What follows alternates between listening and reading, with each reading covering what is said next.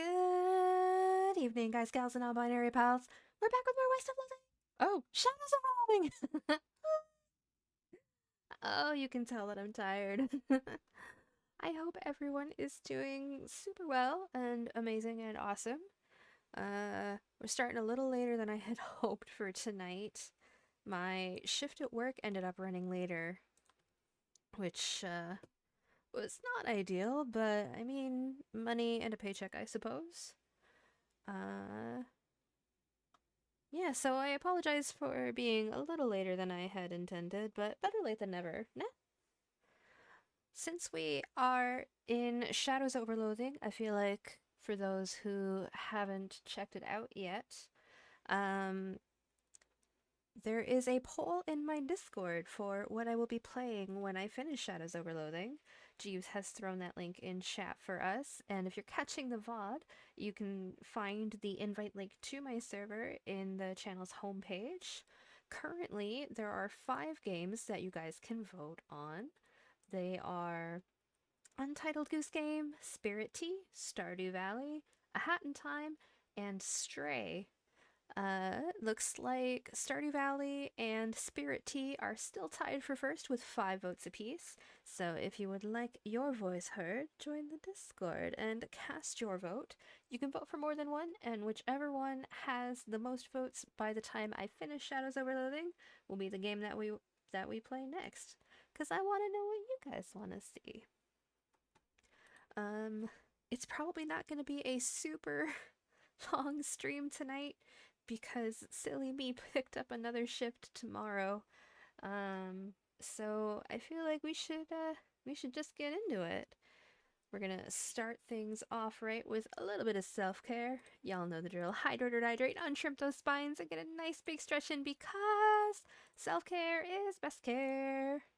Tonight's stream is sponsored, not sponsored, by plain old water, H2O. Just to keep my body on its toes, I suppose. And we'll say that gameplay starts at 7.5 minutes for the VOD posterity. And we'll get into it. Boop. Boop. There we go. So I believe where we left off... Ooh. You make ultra loud sounds when you're playing a wind instrument, and extra intimidating grimaces when you're not.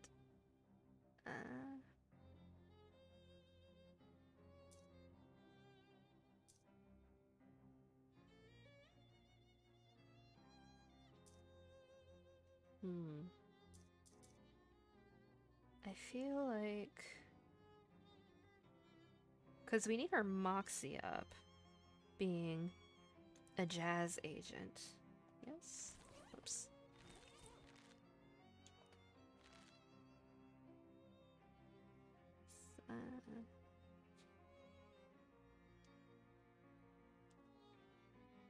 Okay.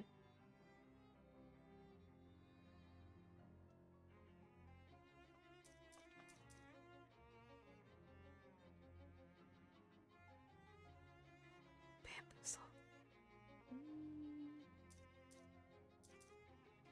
We'll go with that one for now since it's cheaper, and then we can think about which one of these two we want later. Oh, I forgot that I make noise when I walk.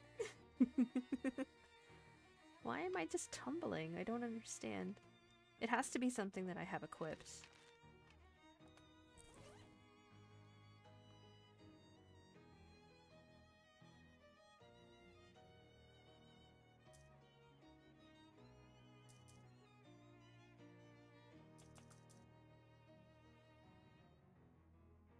It might be the saxophone. No, it can't be.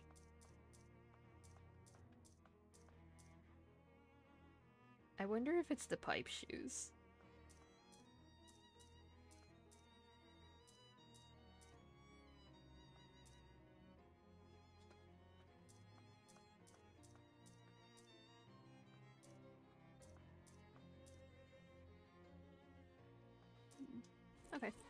I'll just...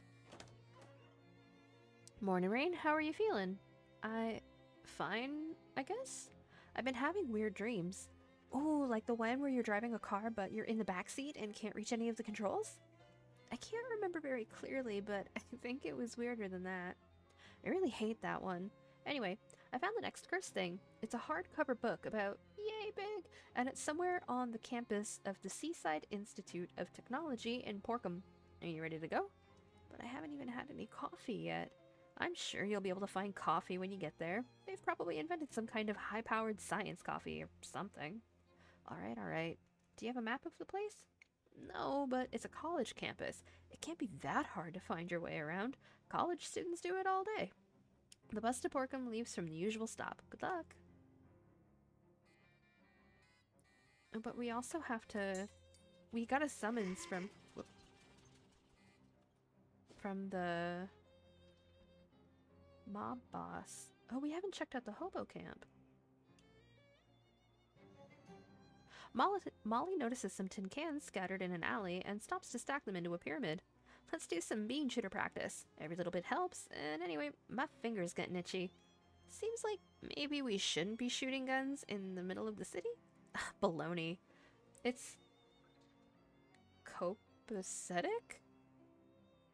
I have never seen that word. The fuzz ain't here worth a plugged nickel, and who else is gonna raise a beef when we're clearly healed? I'll take your word for it. As soon as I figure out what it was. Yeah, me too. The two of you take turns shooting at the cans until you run out of cans.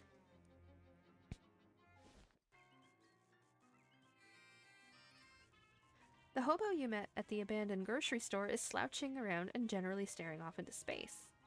Hey there, Samuel. How's it going? Doing fine, thanks. Were you able to find any work? That's a shame. Yeah, right. Don't let it get you down. How's the camp treating you? Yeah, it seems everyone's nice. Everyone's real friendly. That's great. Community's real important. Oh, Definitely better than standing on an abandoned street corner for months at a stretch. I don't suppose there's any chance of a punchline where you suddenly say something really elaborate and completely understandable, is there? Yeah, just checking. See you later. This is the hobo lady you met at the boardwalk earlier. She gives you a smile and a thumbs up. Hi there. Dusty, right? That's me. And your name was Raine? Got it in one. Great. How you keeping, friend? Oh, no complaints that would make any sense to describe. How are you liking the camp? It's real nice. Everyone's real personable, even if most of them are a bit quirky. I'm thinking of getting a poker game together if I can find anyone with a full deck. See you around. Cryptography?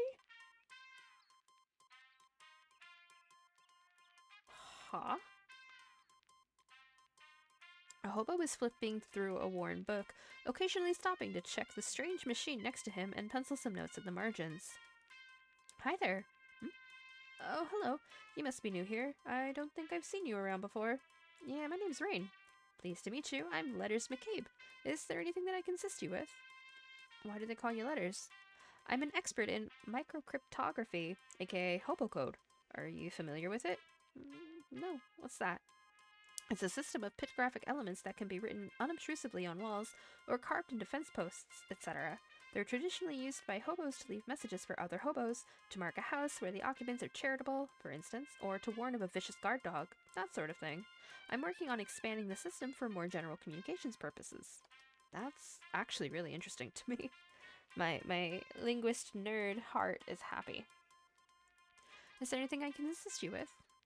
What's the book you're reading? This is a hobo code manual. I can teach you the basics if you like. Yes, please. You spend 10 minutes or so going over the basics of hobo code with Letters. He teaches you some of the most common glyphs. If you'd like to know more, just ask any hobos you meet.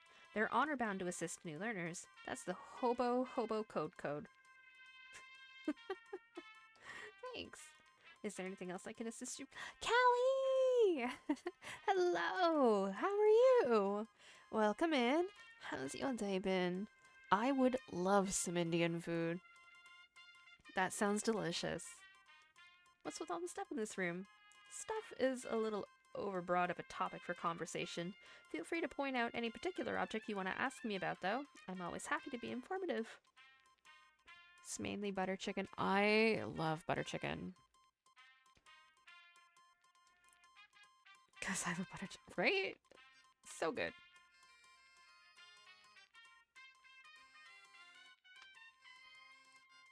A ratty old shoebox is slouching in the corner. Hey, Letters, what's this old shoebox? Old shoes. You're welcome to them. You try and pick up the box, but can barely lift it. Jeez! What kind of shoes are these? Hand-me-down boots. They've been passed from hobo to hobo for generations. Probably about 50 pounds of metal reinforcements on them by now. Wow. Hey, Letters, what's the deal with this? It's a ham radio. What's it for? Listening to stuff about ham. Indian food goated! Hey, Chris. How are you? How's your day been? Welcome in. You cannot begin to fathom what this contraption is for.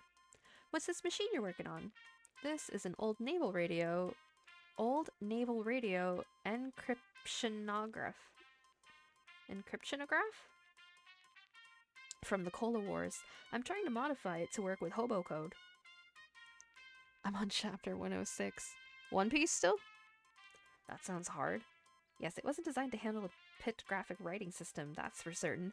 But if I can get it to work, it should be very secure. It's a radio. You don't even understand the titles of these books,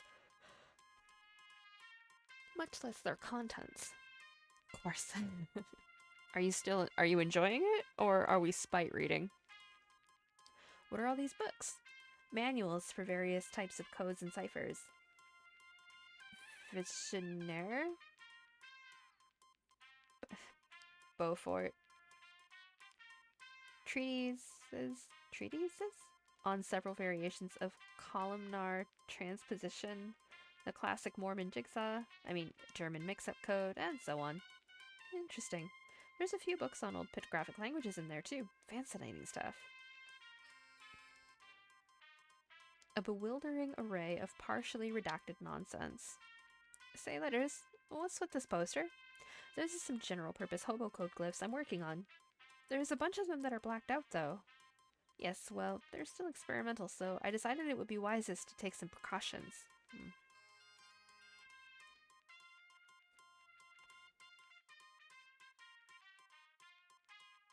The one thing these notebooks have in common is that you do not understand any of them.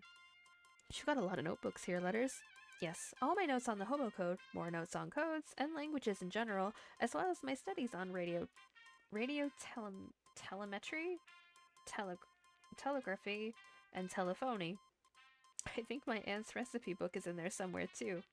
Did you write all of these in code? I can't make out a single word. No, that's just my handwriting. Fucking felt that. Wow, you haven't seen one of those in ages. Whatever it is. Hey, Letters, what's this thing? That's a teletype machine that we salvaged when they shut down one of the local post office branches for cutbacks. We've patched into the local telegraph network so we can communicate with some of the other hobo communities. Between this and the naval cipher thing, this is some heavy-duty equipment you've got here. Yeah, well, I'm not at liberty to discuss in detail, you understand, but secure lines of communication are going to be quite important if Johnny's plans are going to come to fruition. Well, now I'm intrigued. Sorry, you'll have to talk to him about it yourself. Alright?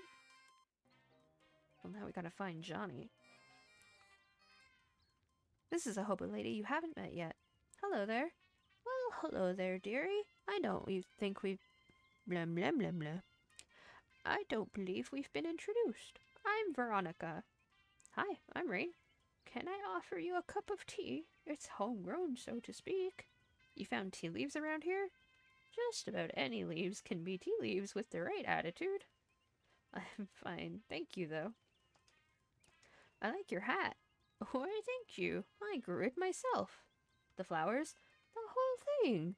I'm trying to grow some socks as well, but They're much trickier. I can only imagine. Can you teach me any hobo code? Certainly, dear. In fact, I think I still have my notes from when I was learning it myself.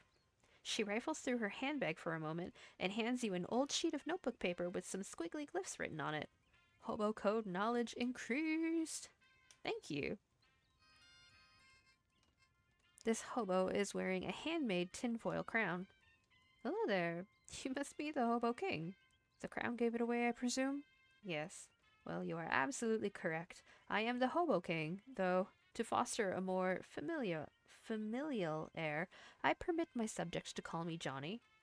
Nice to meet you, Johnny. I'm Raine. What can I do for you, Raine? I've got a question.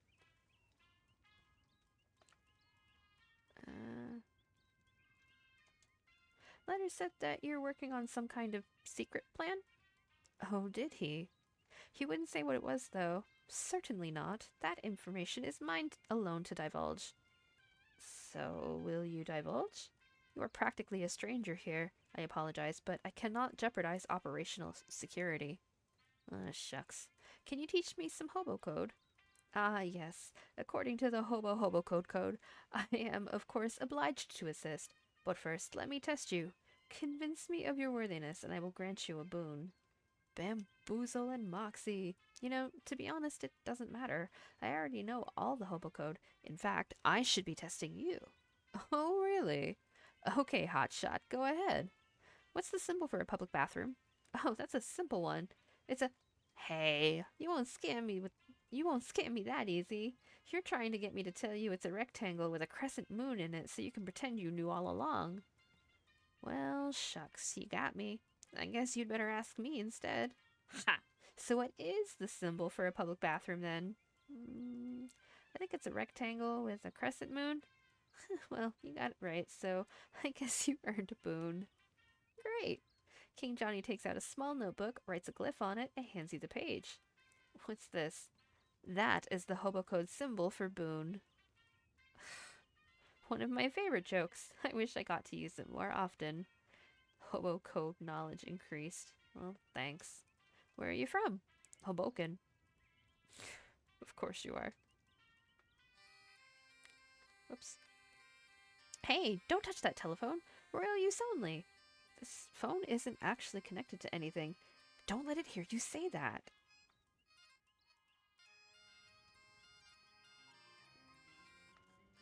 Wait, I can talk to all the hobos again and they can teach me more hobo code. Hey there, Dusty. Hi, Raine. Got any hobo code tips to share? Oh, Letters gave you the lowdown on the code, eh?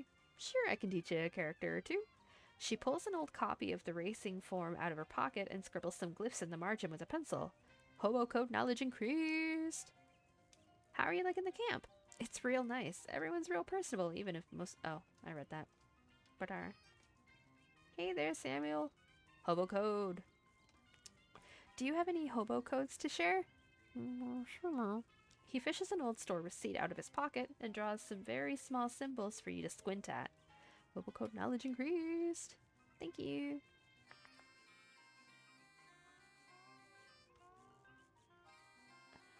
What's in here? Due to supply chain difficulties, the grub car is currently bring your own grub. Condiments are still available to camp residents. There are ample condiments, but you don't feel right taking any. No, I don't want to take any of their condiments.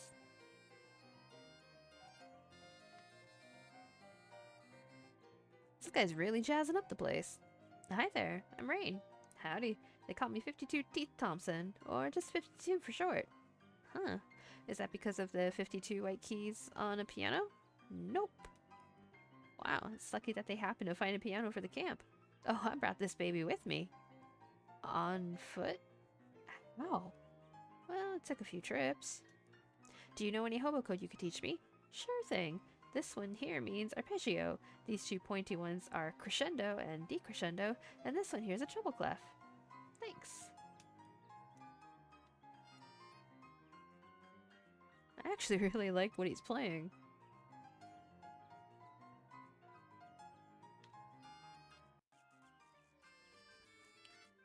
This guy is in a state of washboard-induced ecstasy. Wow, you're really going to town on that washboard. Yep, I love the fast staccato rhythm it makes. It's pretty good. I bet someday there will be fancy electrical machines that do it really good. Till then, though, folks call me Washi, by the way. Hi, Washi, I'm Raine. Do you know any hobo code you could teach me? Sure, I know the word washboard, and, some words that kind of describe the sounds a washboard makes, but they aren't real useful as actual words. He teaches them to you anyways. Alright.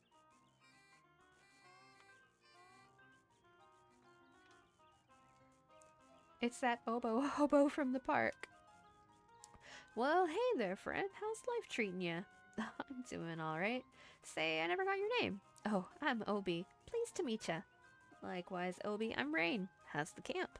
Well, it's fun, but most of the fellas here have got all kinds of stories about their travels, and it occurs to me that maybe I ain't done enough of that. Feeling a wanderlust? Well, now, maybe I wouldn't put it quite that strong. Let's say a wander thirst. You want to tag along with me? My weird new job investigating spooky antiques seems to involve a fair amount of travel. Well, now, you're a pretty cool cat, and that does sound interesting. Alright, I'm in. Obi is a companion. Are we heading out now, or do you want me to wait? Do we want to take Obi? Actually, you can wait for me at the Shatoon.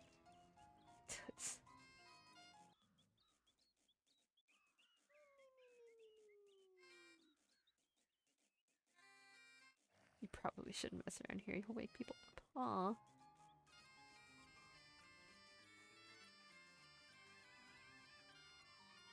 I think that's everybody here. A couple of black orbs, or holes, or whatever these bizarre shadow monsters are made of, are drifting towards you. You experiment with them a little bit, walking around behind them, moving erratically to see how closely they track you, trying to get them to collide with each other, and so on. But you can't really draw any conclusions from this. Also, they seem to be getting annoyed with all your fooling around, although you aren't sure how you know that.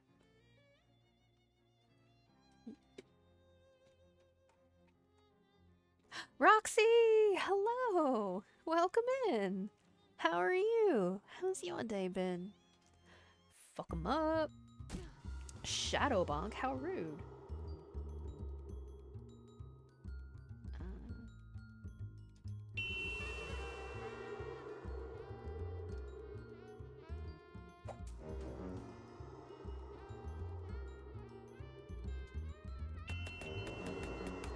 I'm good, and you? I'm doing alright. Did you get up to anything fun today? You won! The orbs dissolve into black smoke and, I don't know, angst, probably. Okay.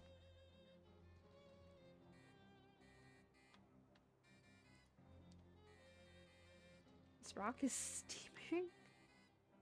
Why do all the rocks in this yard have creepy glyphs painted on them? Weird. Just finished streaming? How was your stream? I hope it was super amazing and awesome.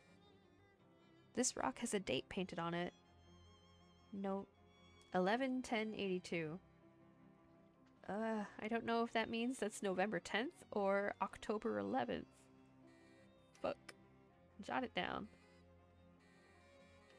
Oh wait, we can go back to the newspaper place and check that date in the archive thingies. Probably shouldn't just barge in. Huh? What? Was it? I don't remember what I need to do here, so we can come back to that. Good, just finishing Kingdom Hearts 3, and I'm close to the end. Ooh, how are you liking it? I should play the Kingdom Hearts games eventually. That sounds like that could be fun. American date notation is wrong. I date year, month, day. Like, biggest to smallest. That's what makes sense in my brain. We might as well go back over here. Because we gotta hit the bus stop to go to the college. A well-dressed man flags you down. Excuse me there, good lass. Might you have a match on your person? I am afraid not. Well, that just won't do. What if you should have cause to set something alight in the future? Here, take one of mine. You got a match. The man tips his hat to you and scurries off before you can thank him. That was strange, but sure. Just use star dates? I don't know star dates. Oh, I'm terrible.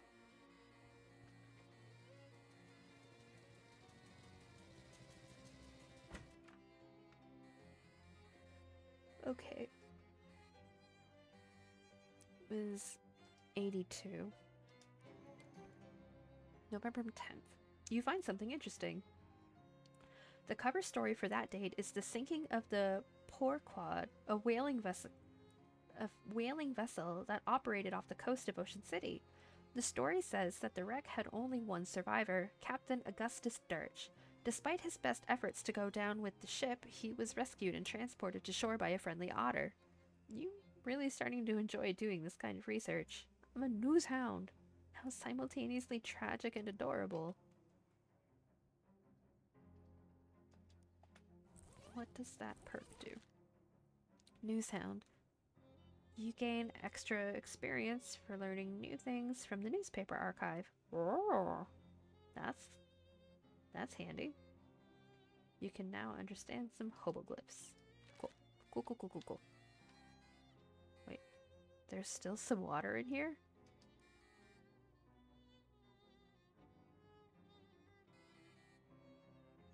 They should really provide cups for this. You got an item, handful of water. Jesus. Okay. What? There's some hobo code on the sidewalk here. Translate it. The code reads, Sandwich, April 8th, 1858. April 8th, 1858, you say?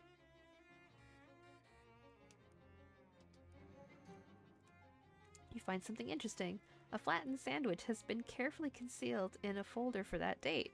So that's what that code was about. Pressed ham panini.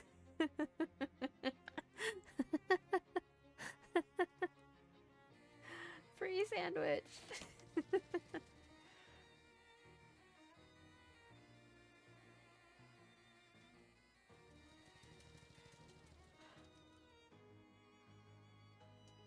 Alright.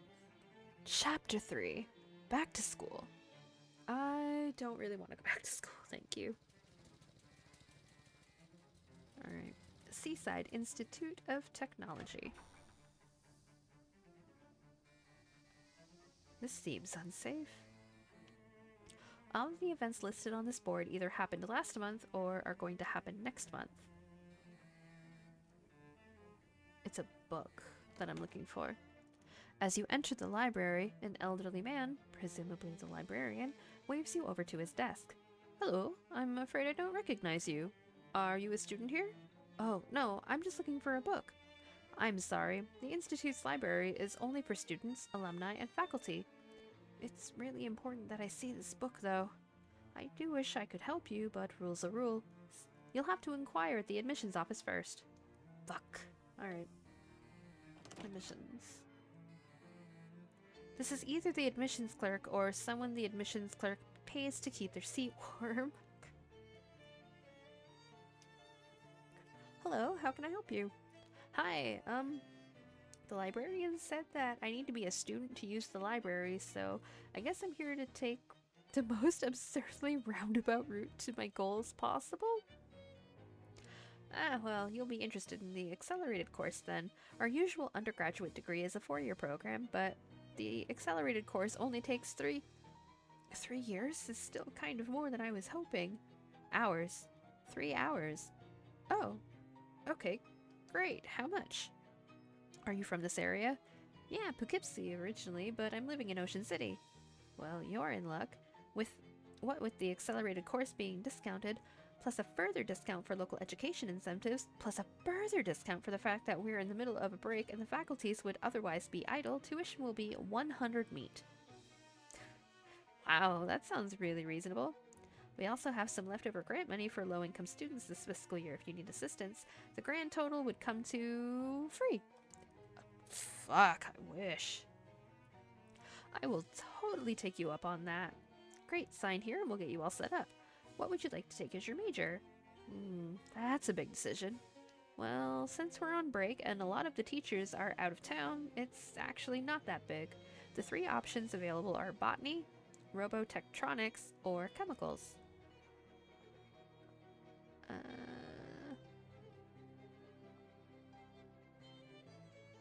Botany.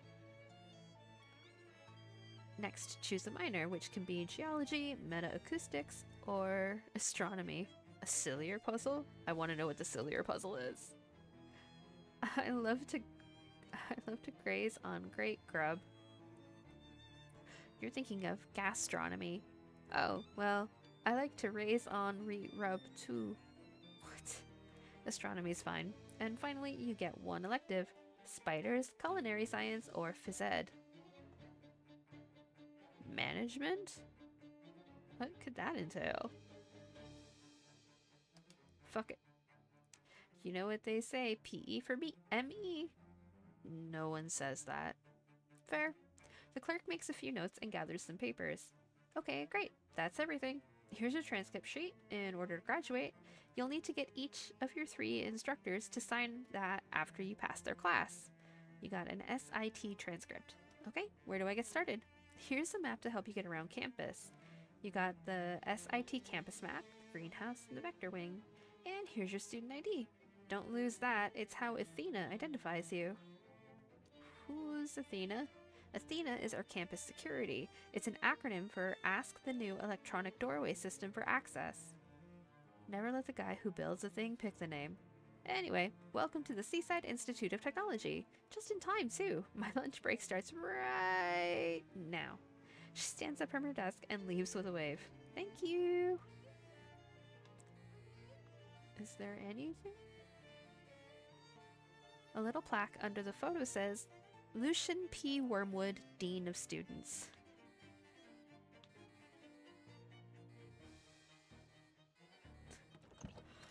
Okay.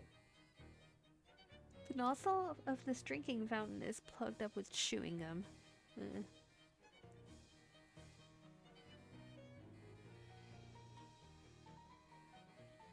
This guy must be the janitor, presumably. Hi there, are you the janitor? Yep, that's me. Been the janitor in this place for nigh on 60 years. You got any questions? I figure I know about all there is to know about these buildings. Wow, everything? Well, everything janitorial at any rate. But I do have a question. Yeah, what can I do for you, kiddo? Ask about the vector wing. Somebody scribbled some weird symbols on the wall next to the paradox lab. Don't know why anybody'd want to do a full thing like that, considering how every classroom has got a chalkboard for scribbling weird symbols on. Couldn't get any paint to cover it over with, cause they're using it all to paint the infinite hallway. Had to use chalk instead. What can you tell me about the main lobby? You mean this lobby right here? Yeah, the one I was almost finished mopping before you came in without wiping your feet? Oh, sorry. Nah, just yanking you. Ain't no difference to me which floor I'm mopping. I see. What's the deal with the infinite hallway? They said I can't start mopping down there till they finish painting it, which suits me since they ain't never gonna finish painting it, no matter how many clever math tricks they come up with. Super tasks my foot. Anything else you care to know? You asked the janitor about the finite hallway. That there's a good hallway. Goes on for a little while and then it stops. Real traditional, easy to clean. Love it.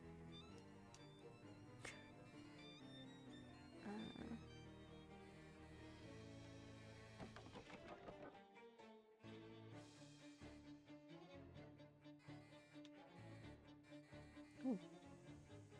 The door is sealed. Press the Athena button. You speak into the microphone. Can I go in here? Student ID. Raine Twitch TV identified.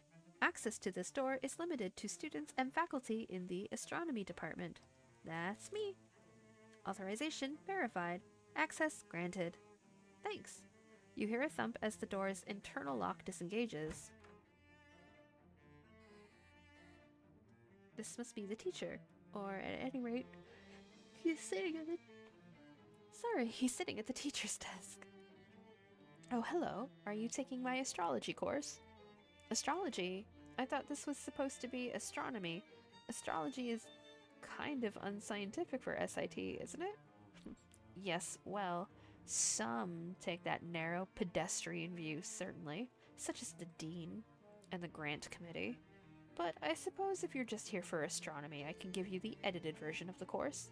I am actually in a hurry, so that'd be great. I have 15 constellations. My god, I swear I can read occasionally.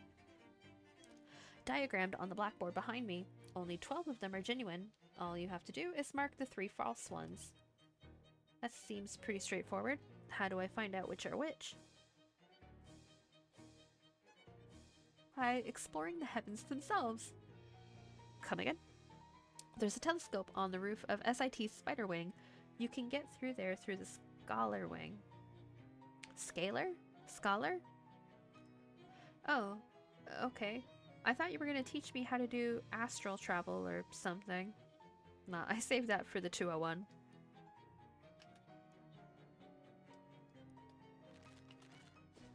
Okay, Scholar.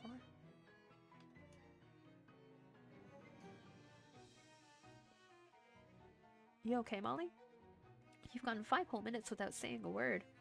Oh, that's unexpected. Where'd you find the book? Oh, huh? On a bench somewheres. It's pretty interesting. Applied ballistics. You think we'll be needing to throw a 90-kilogram projectile over 300 meters? Because there's a real juicy diagram in here. Look! Gee, Molly, you could be the girl that revolutionizes gang warfare. Except the opposite of revolutionize. Ew, I just realized I have school soon. Please end me. I don't want to end you. I like you. You're fun. Poops into chat. Kitsora! Hello! How are you? How's your day been? Whoa. It's magical.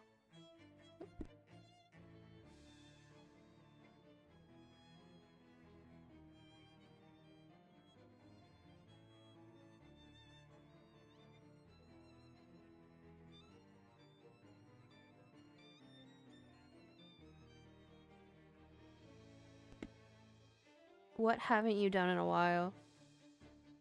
The way you say that makes me suspicious, Callie. I'm concerned. Az isn't here to cause chaos, so I fear that I must. What are you up to? I fear you.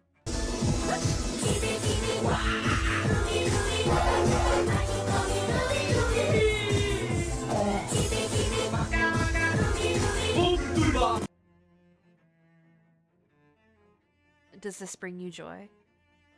Are you happy? Yes, of course it does.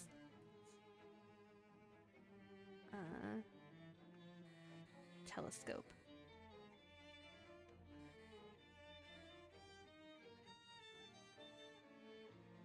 Of course. Thanks, Callie. Thanks.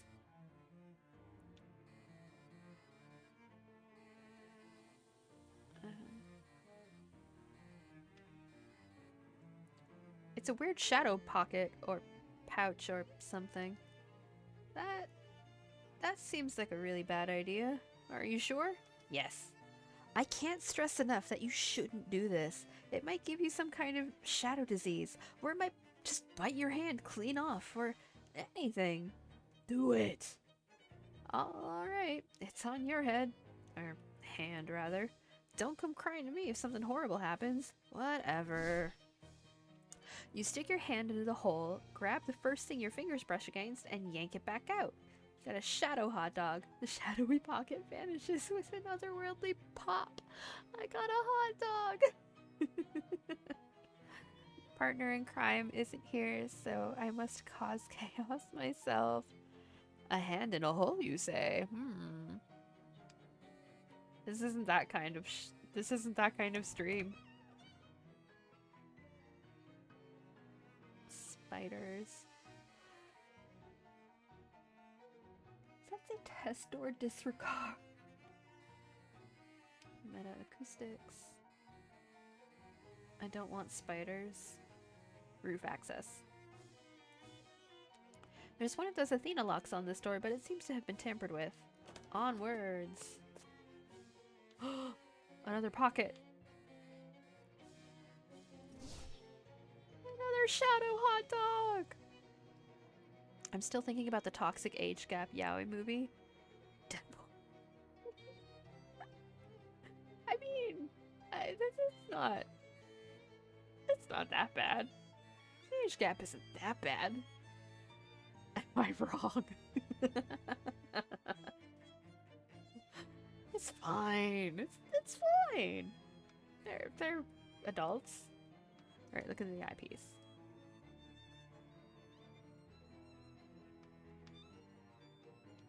Oh fuck. Okay.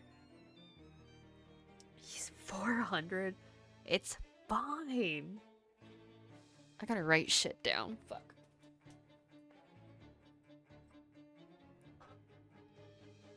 And Wade is like late 20s. See, adult though, so it's totally fine. I will keep calling it age gap yaoi. That's fine. That's totally fine, but I would hesitate to call it toxic. Not for that reason. Like, we all know that we want them to just hate fuck and get it over with, but I wouldn't say that it's toxic due to the age gap. I would say it's toxic due to the mutual hatred. They just have hate boners for each other. Okay. 4-leg spider.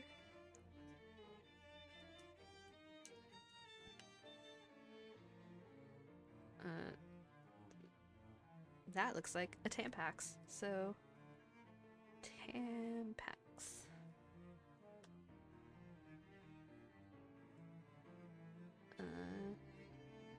That's a gun.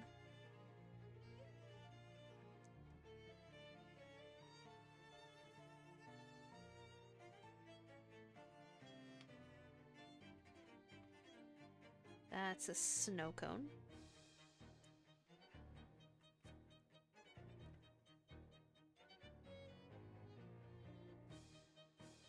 Those are nukes.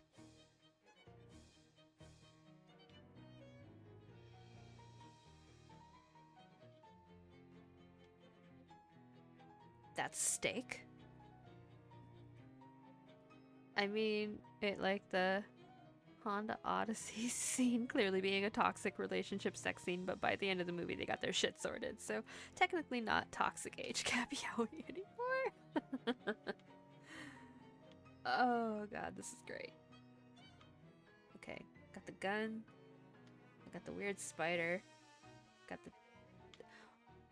Wait, it's a hand pulling the tampon string. Okay, it's fine. Snow cone. Nukes. Meat. Okay. It's not a spider, it's just meat. Fish. Well, they look like nukes to me. A massive petrified pigeon poop. Okay. I thought they were fish. Wait. Okay, yeah, I can see the fish.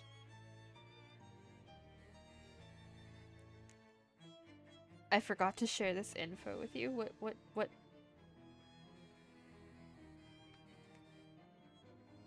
Need stench armor. Do I have anything that will give me... Oh, I don't think so.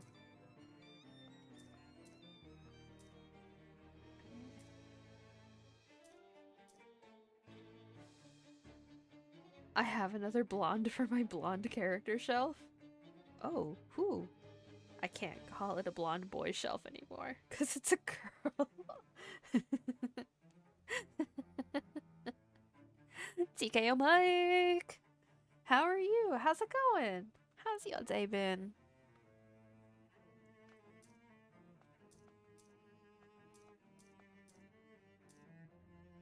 I don't think I have anything that's gonna give me 4 stench armor. Damn.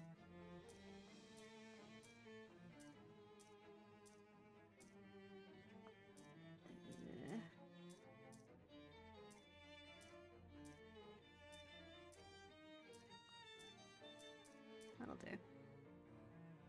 I'm good. I'm glad. I'm putting the blonde shelf in chat. I need to see this. I need to see the blonde shelf. Where did my mouse go? There we go. Let me see.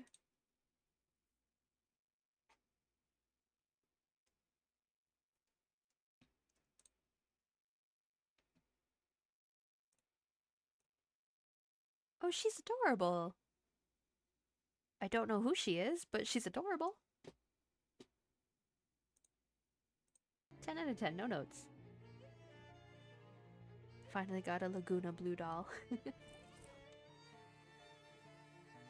Can I adjust the telescope?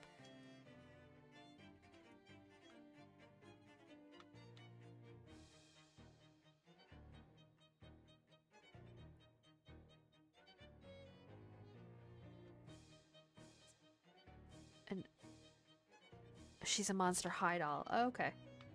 I see. I had an OG Monster High Laguna doll, but younger me gave her away.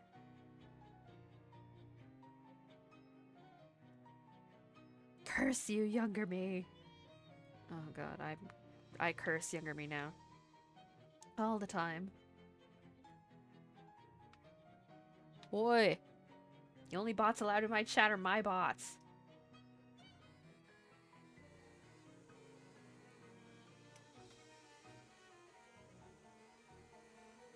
Oh, hobo code, hobo code. Come back.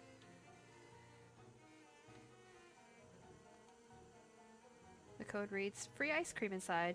Free ice cream? Hooray! You reach inside and grab a little treat. Aw.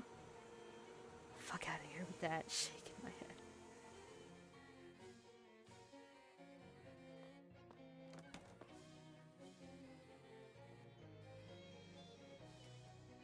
You speaking to the microphone?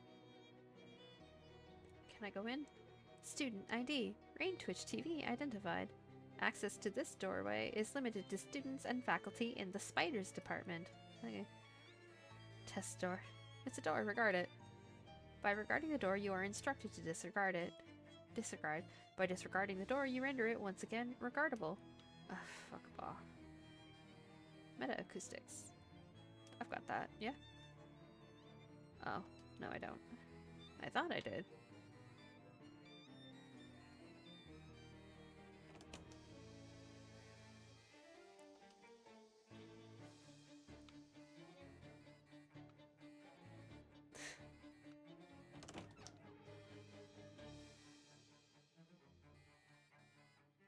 God, nasty mob. Okay.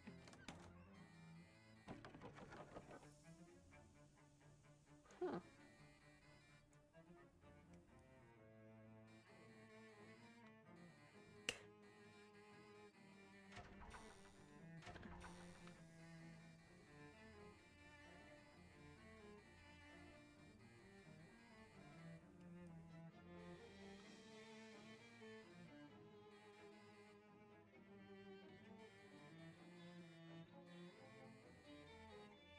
Split physics.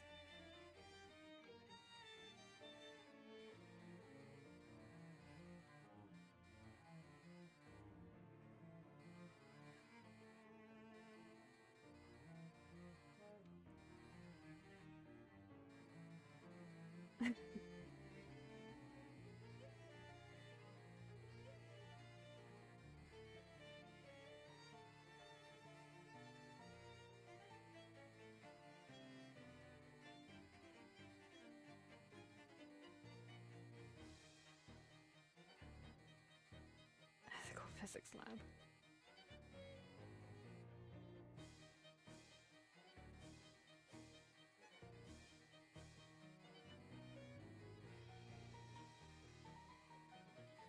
It just loops.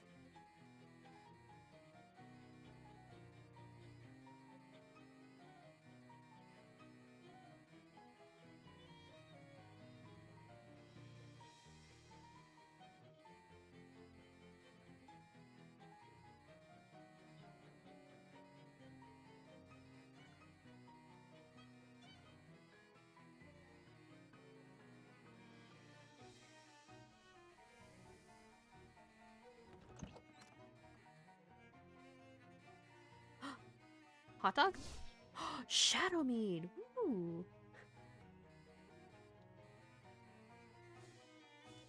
selling.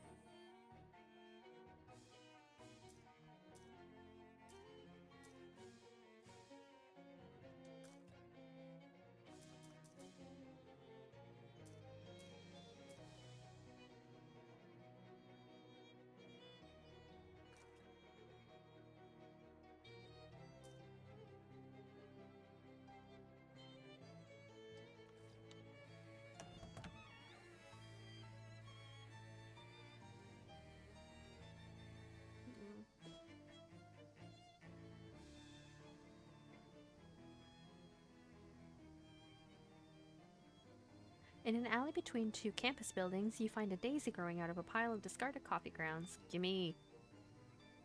The daisy calms down noticeably as you remove the pollen. Energizing powder.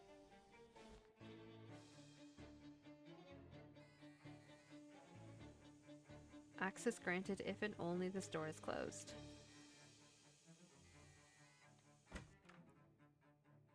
Okay.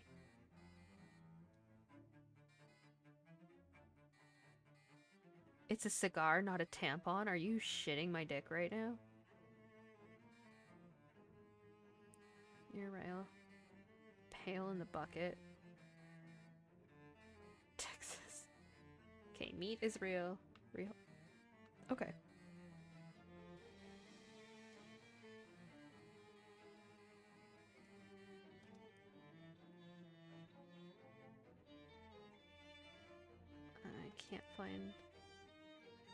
I can't find all the constellations. They don't all show up in the telescope. Yes, you could say there's a trick to it. And that trick is, well, if I just told you the mysteries of the cosmos, it wouldn't be a learning experience. You're literally a teacher, though, right? Everything in life is a matter of perspective. You just need to learn how to look at things from a different point of view. Mm-hmm. Wait, are they fish? Yeah, you were right. They're fish. Okay, I got the gun right, and I got the meat right. The quadrupus?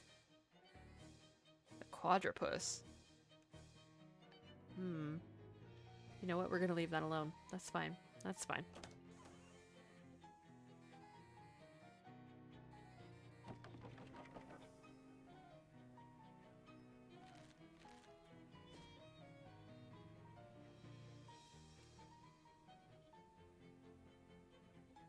On your walk across campus, you get a nod from the disheveled rail rider with a grossly swollen bindle.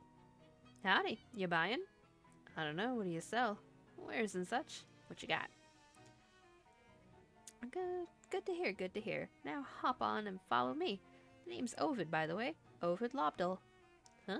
Where's my wares, are you wondering? It's all at the store, pal. I don't carry my inventory on my back like some cargo ant.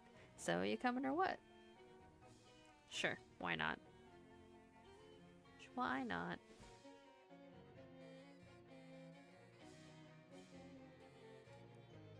Hey there, miss. Can I interest you in some quality merchandise? What kind of merchandise? I don't know, just some stuff I found. Have a look, see if any of it catches your eye.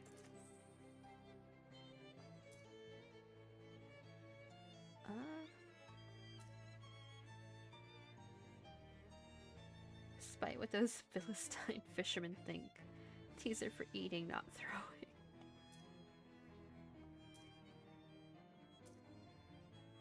Ooh. But I don't want to give up my trumpet. Removes titanium staples, if that...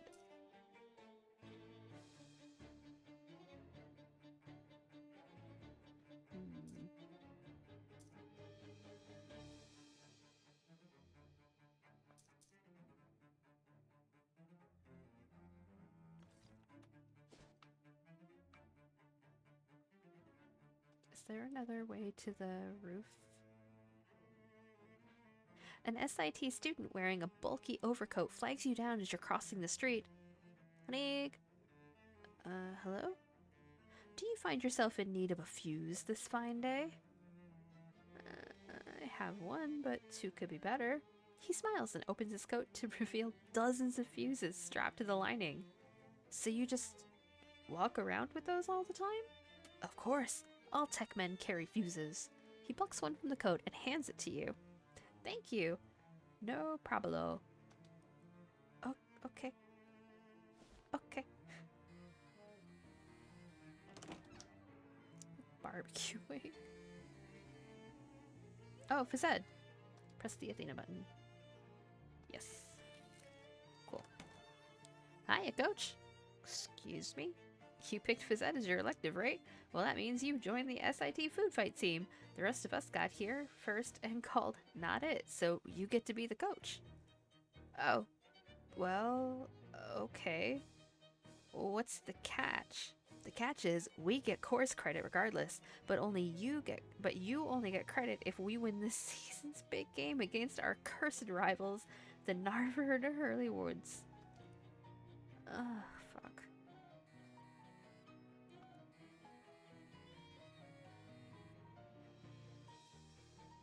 The biggest trophy on the shelf is labeled Glordo Hargus Zeta Omega Omicron, and also, weirdly, has a little plaque on it with a map to that particular frat house. Okay.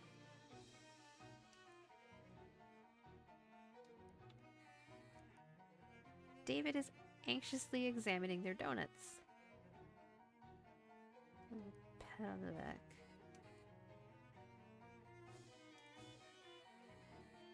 Fuck.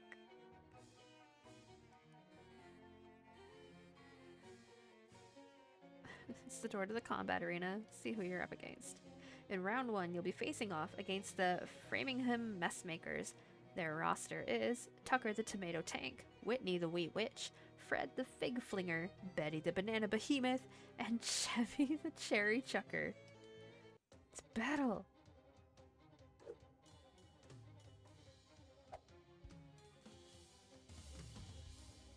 What the fuck?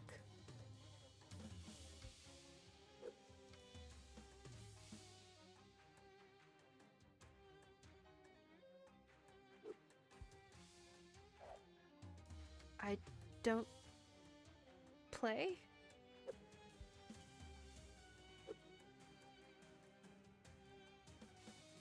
I'm very confused.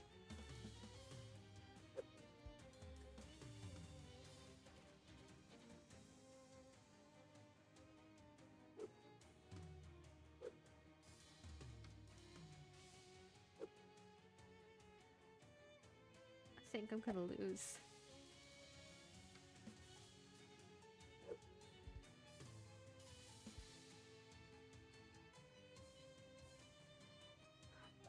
What is happening?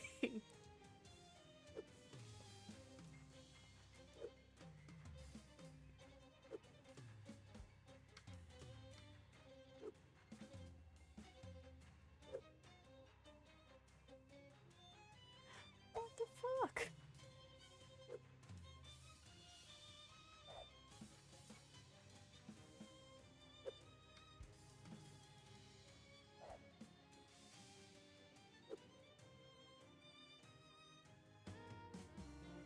You lost, but you can ask for a rematch. You should go give some pep talks to the team in the meantime, though.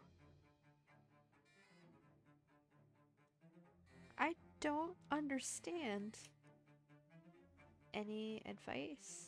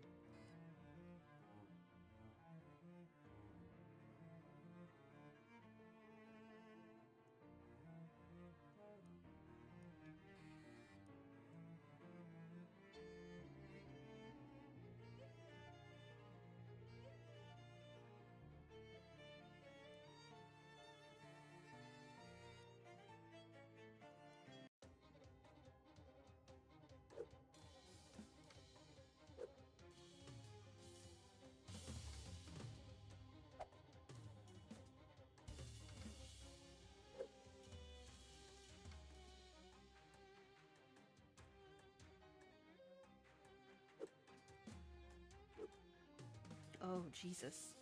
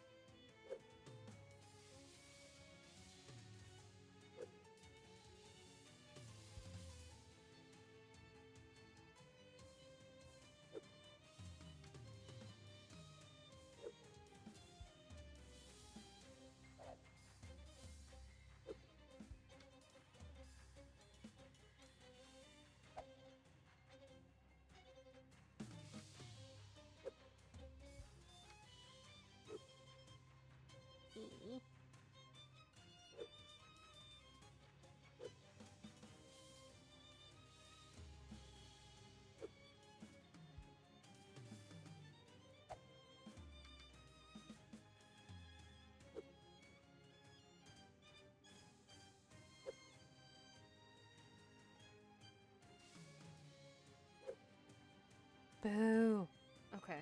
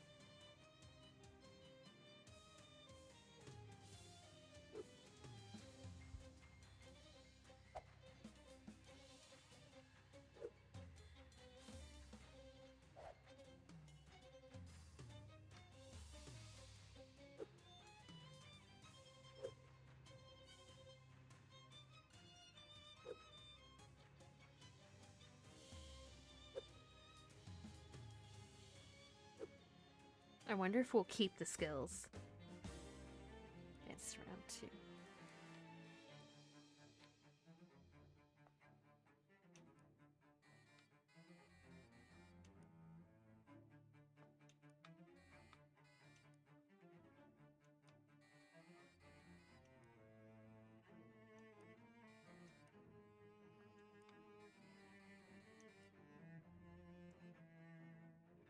Alright, in round 2 you'll be facing off against the Shrewsbury Slop Tossers. That sounds like a euphemism. On their roster is Pauline the Pepperoni Pummeler, Orson the Oatmeal Ogre, Bertha the Blueberry Bombardier, Juanita the Jalapeno Juggernaut, and Quentin the Quinoa Quarterback.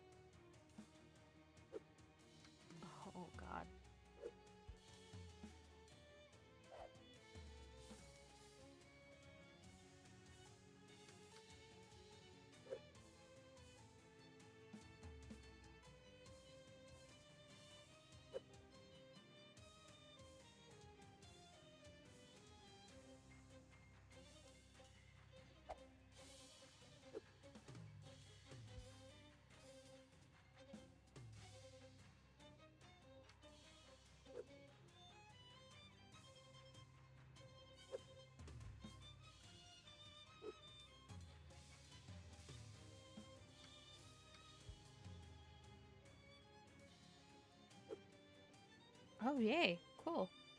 Cool, cool, cool.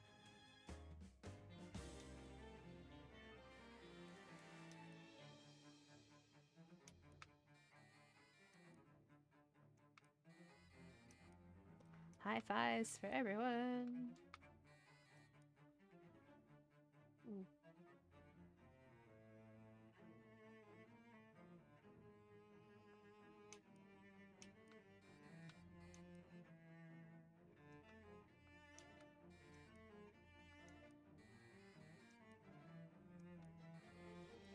Oh, because she was the only one that got knocked out last round. Okay. In round 3, you'll be facing off against the Stockbridge Breakfast Cannons.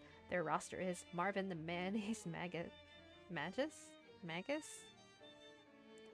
Gavin the Garlic Giant, Horatio the Ham Hurler, Sasha the Salad Slinger, and Tim the Tomato Tank.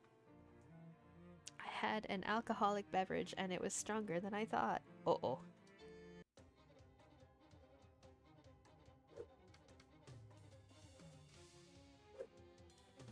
Ooh.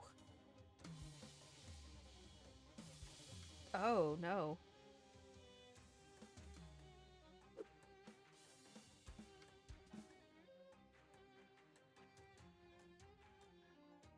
I'm fine. Just chilling in bed. Fine. All good.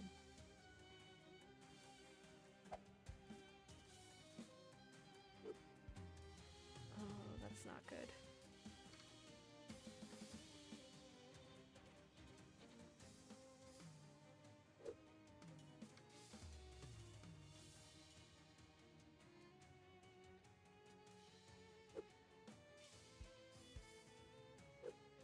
I don't think we're winning this round.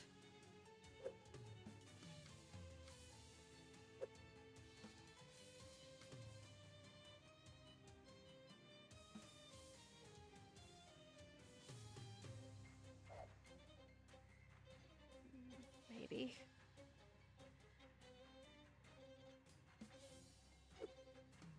I don't think so.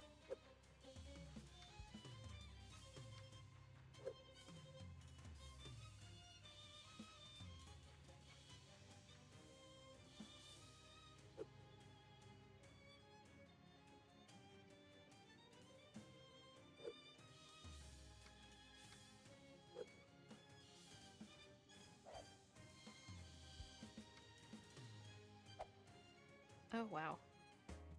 I didn't think we were gonna make that one.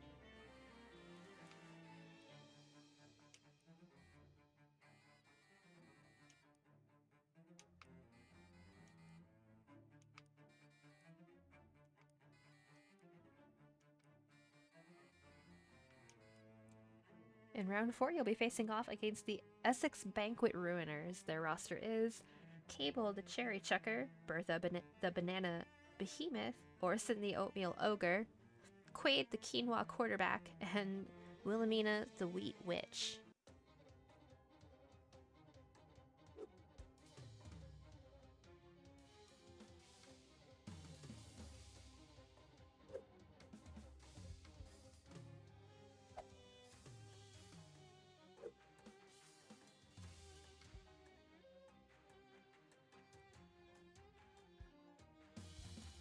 Ooh.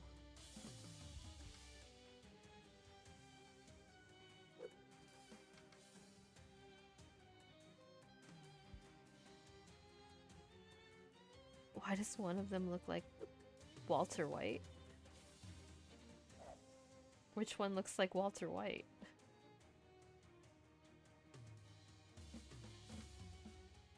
Yeah, we ain't winning this round. He just walked off.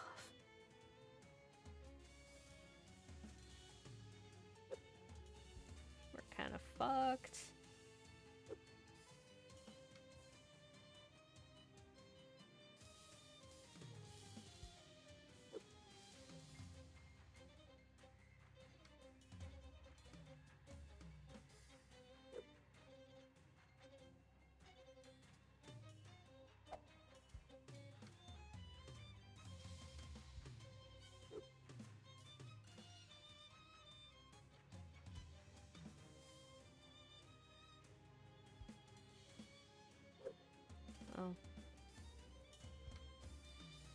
That's okay.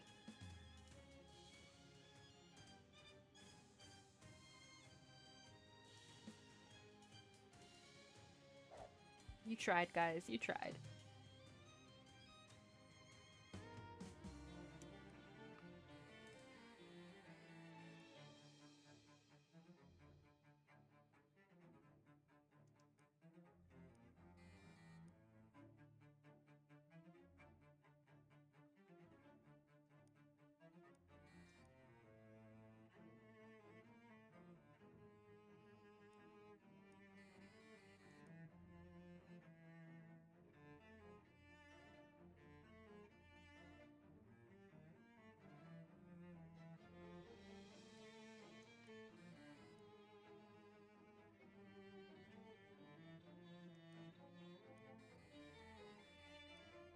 Sharpen your avocados.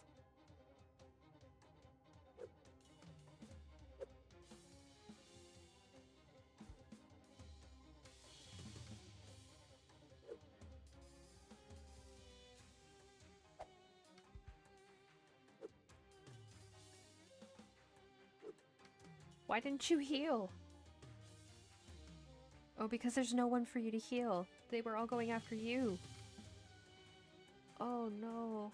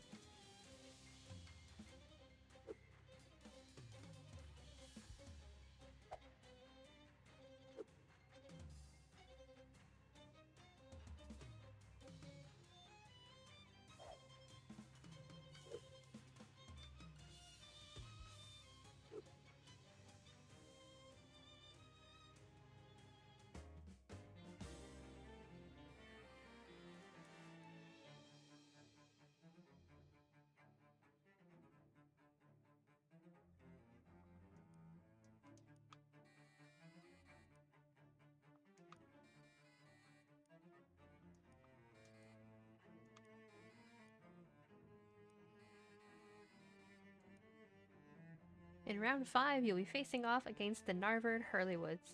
Their roster is Philomena, the Pistachio Pelter, Sharon the Salad Slinger, Forrest the Fig Flinger, Tully the Twin Tortilla Titan, and Thomas the other Twin Tortilla Titan.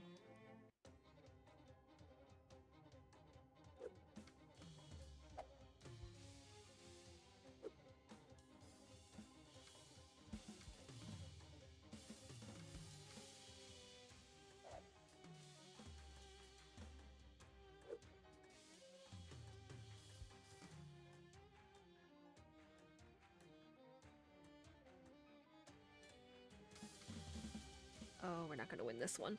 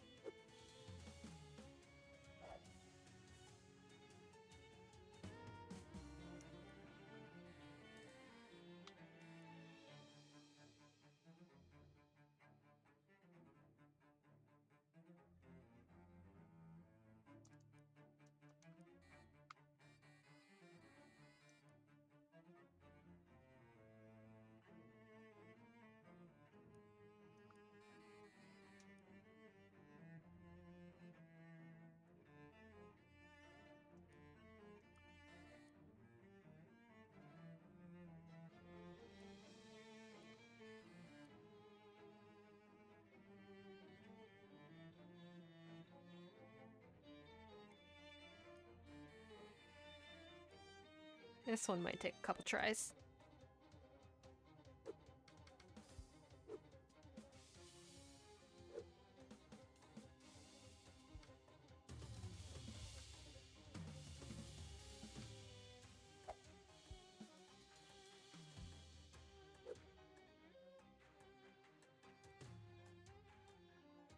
That's not the one you needed to heal, friend.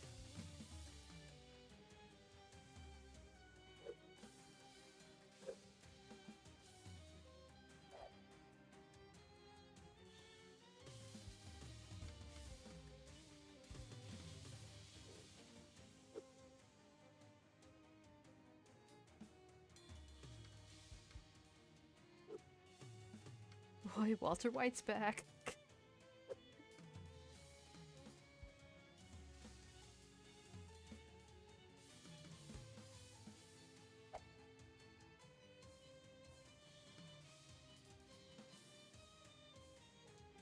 Yeah, this is going to take a couple rounds. That's okay.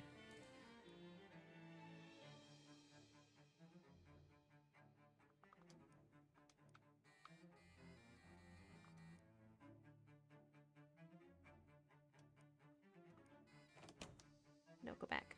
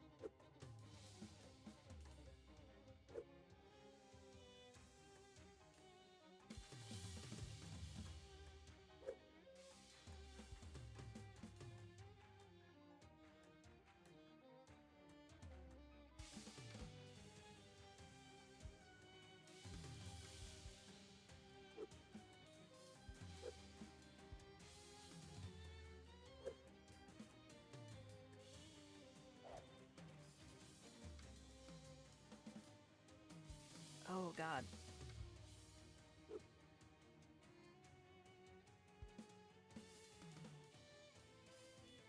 These are pricks.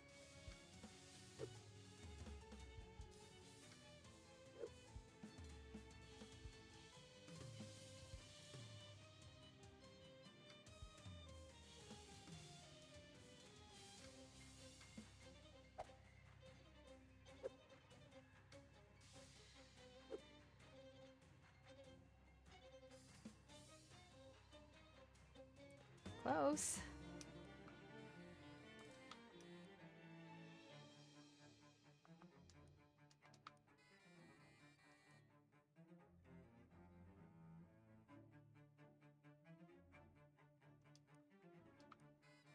No.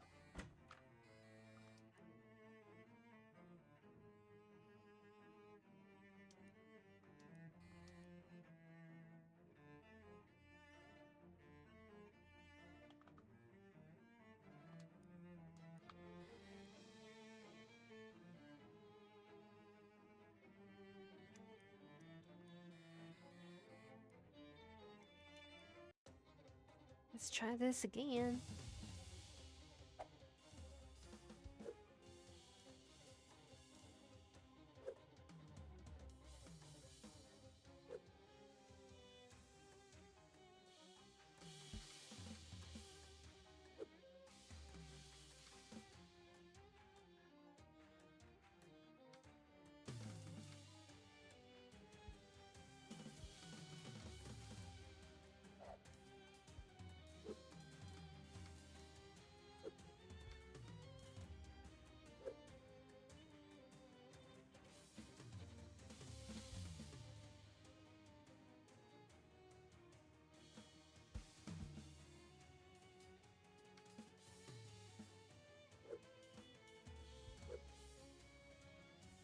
Maybe?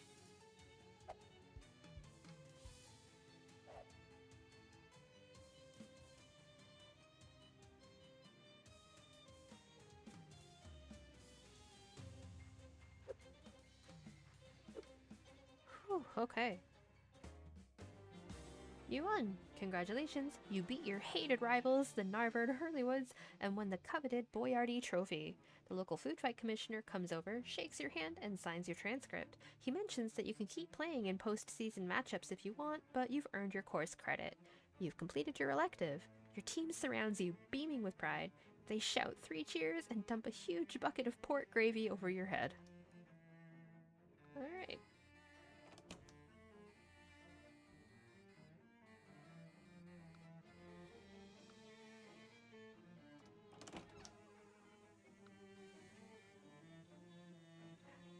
Steam tunnel access, protective gear recommended but not provided.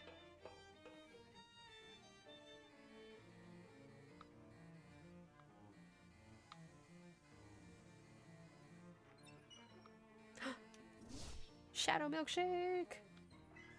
No, go back.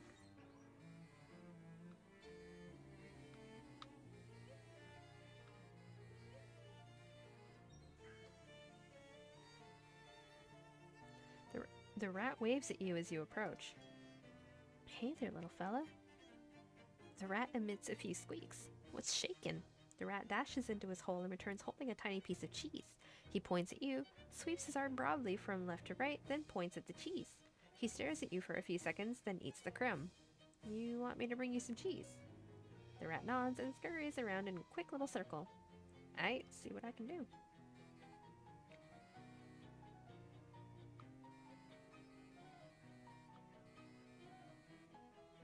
The sign has been scraped off the store. Curious. A nervous-looking guy in his late 40s. He seems surprised to see you in his secret lab. Hi there, I'm Raine. Hi.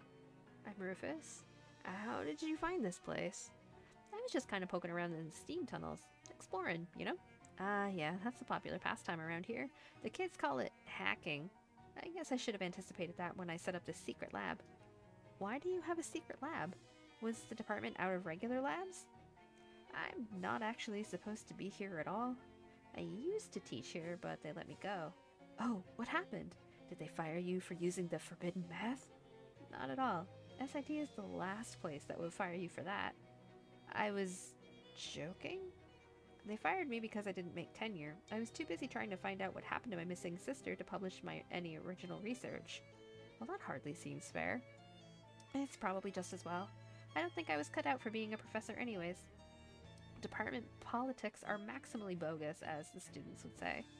So you set up this hidden lab to continue the search for your sister? Yes, basically. Although, I'm taking a more roundabout route towards it now. What happened to your sister? She left home when I was 14 and headed north.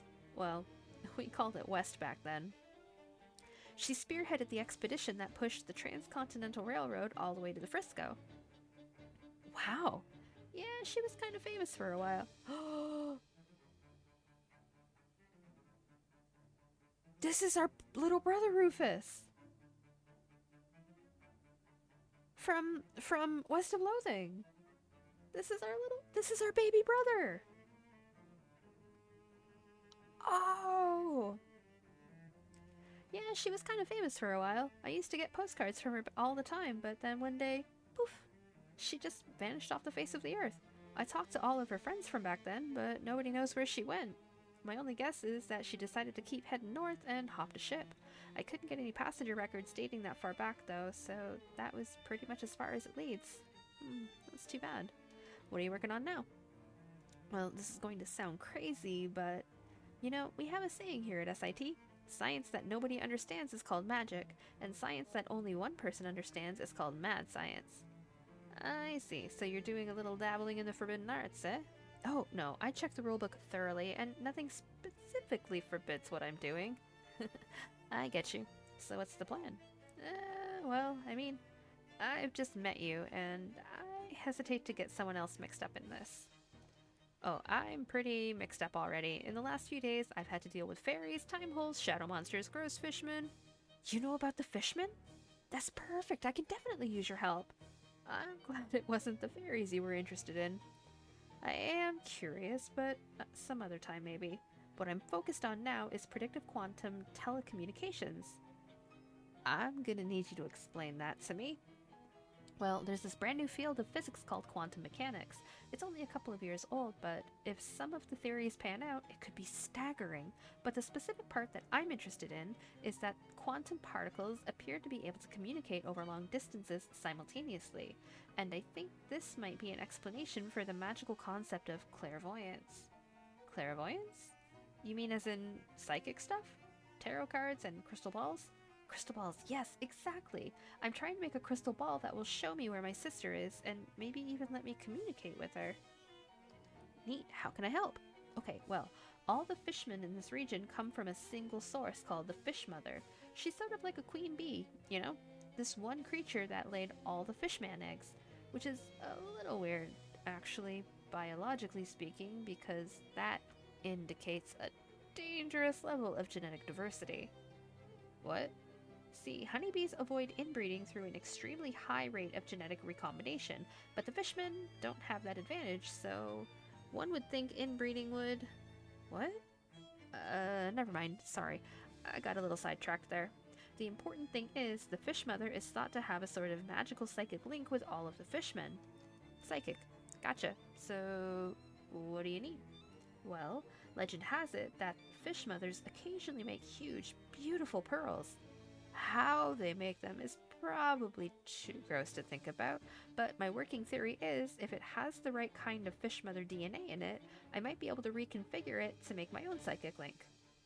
I haven't understood basically anything you've said, so that sounds perfectly reasonable. You need me to get you one of these pearls. Yeah, the fish mother's lair is down by the river, but the entrance is sort of... It's a sort of organic valve. Oh, jeez. It's a huge butthole, isn't it? I was going to say cloaca, but yes, it's a huge butthole that keeps out anything that isn't related to the fish mother. That took a turn. So, how do I get in? You aren't gonna like it. I already don't like it.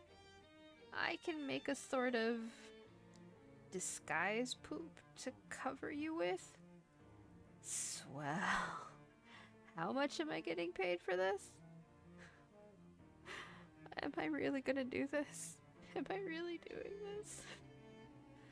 I, don't actually have much meat left after setting up this lab, but maybe the fish mother's lair has some treasure in it?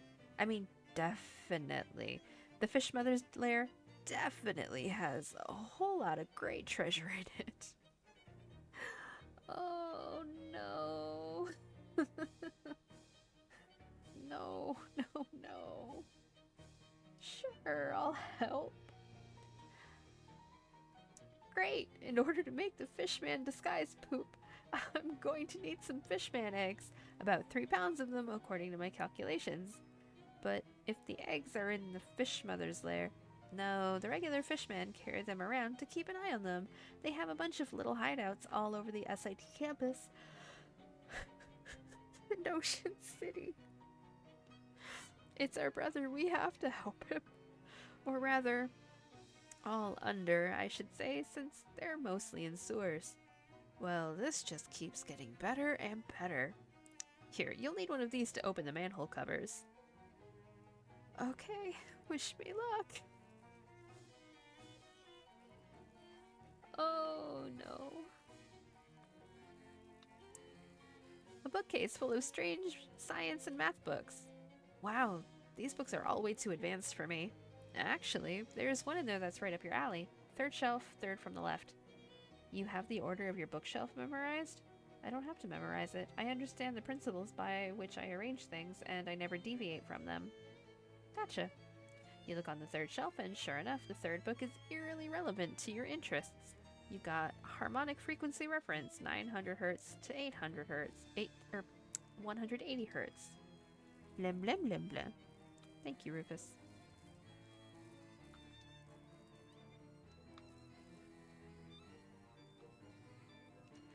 If this label is to be believed, this is a crate of arcane hot plates. Ask Rufus if you can have one.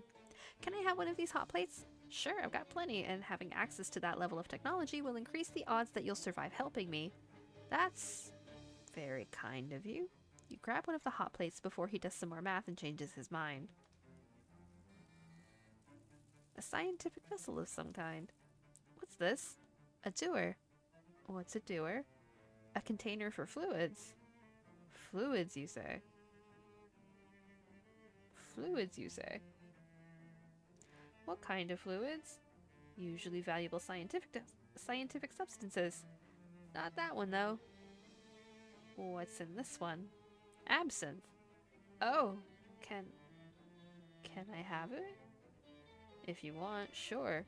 You carefully pick up the dewar for transit back to the Shittoon. Container of absinthe. Oh yeah, because we need alcohol for the Shittoon. I forgot.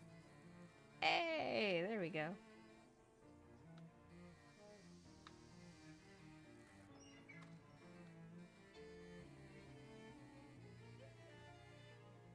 Tools abandoned by some fleeing pranksters, no doubt.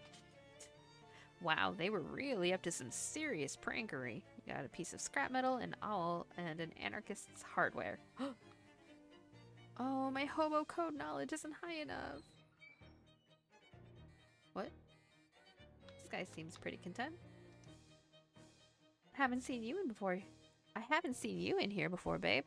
Welcome to the finest hash house in the whole underground restaurant scene. Underground restaurant scene? That's right. Wait, you ain't a copper, are you? You gotta tell me if you are. No, I'm not a cop. Okay, copacetic. In that case, we've got no beef. Got no beef anyways, it's a fish place. Poster on the wall there spells out the racket if you need an explainer. What can I get you?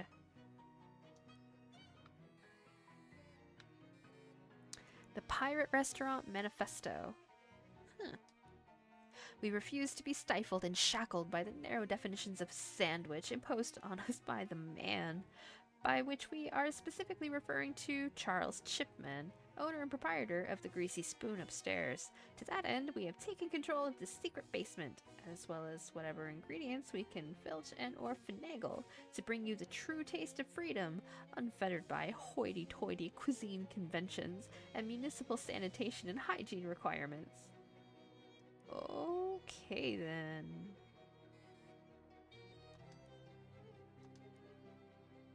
Yes, I'm going in. Yeah! Okay, smarty pants. There's a sign over the sink that says employees must wash hands. Since you're an employee, that means you, right? There we go. All clean and sanitary, which will be extremely safe for the customers of this restaurant when you're serving them food later, during your shift. Because you work here. Whatever, weirdo. Somebody dropped a name badge. It's an Employee of the Month badge with your name on it. Unbelievable. Pirate Restaurant badge.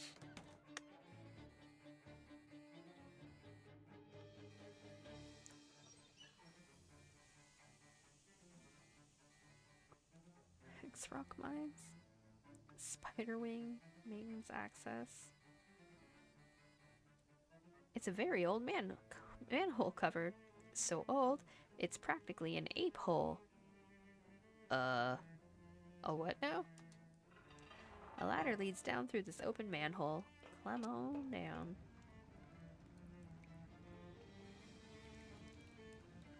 There's water here, and you have a fishing rod. Surely these things can be used together. I'm playing a 2008-ass game. What game?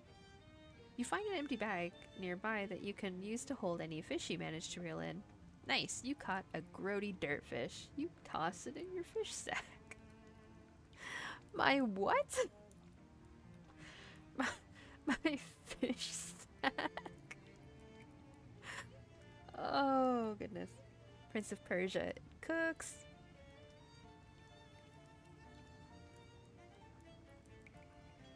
Nice, you caught a belch mackerel. You toss it in your fish sack.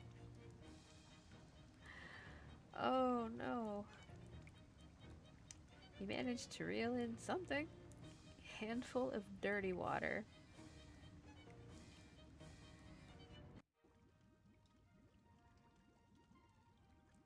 What's not clicking? It's your fish sack.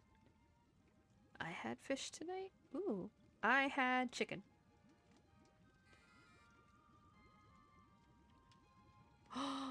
I want sushi. This fishman is doing his best impression of a crocodile. These two fishmen are sharing a nasty soak. They're too relaxed to worry about you being here. This fishman is absolutely loving his bath in hot filth.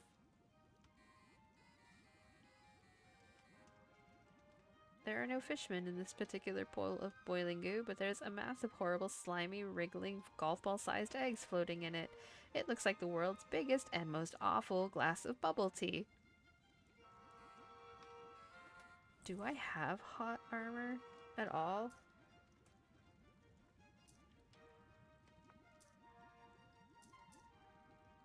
Just sell it. Okay.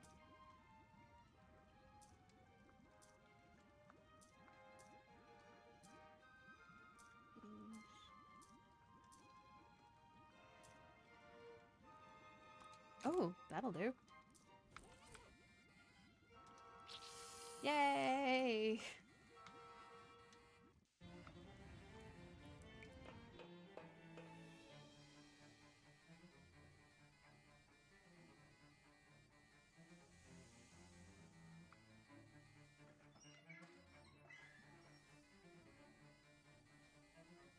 Is that enough? I'm still looking for eggs. Not enough.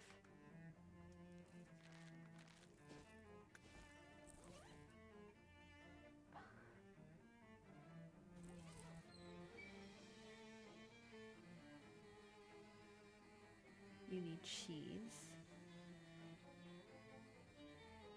Okay.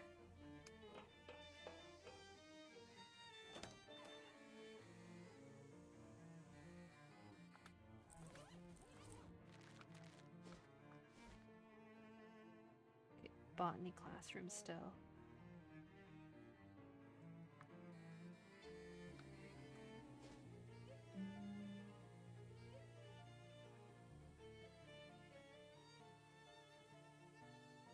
You wander into a science lab and arrive just in time to see several experiments go berserk and break out of their beakers and petri dishes.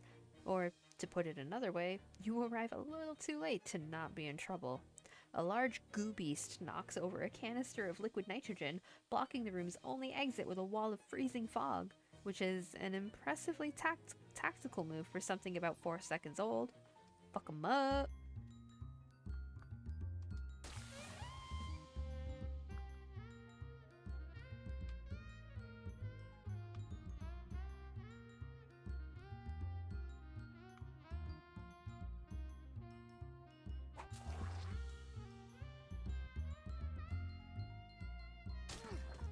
Oh god.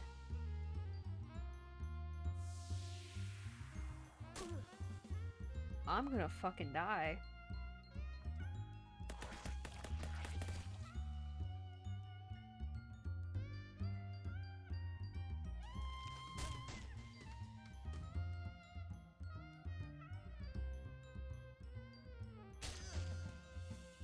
Oh my god. I got fucking bodied. You lost. The science blinds you by punching you in the face until your eyes swell shut. You take a moment to consider your failure. You know, you've got enough XP to buy a skill and make your character more powerful. Yes? Shit.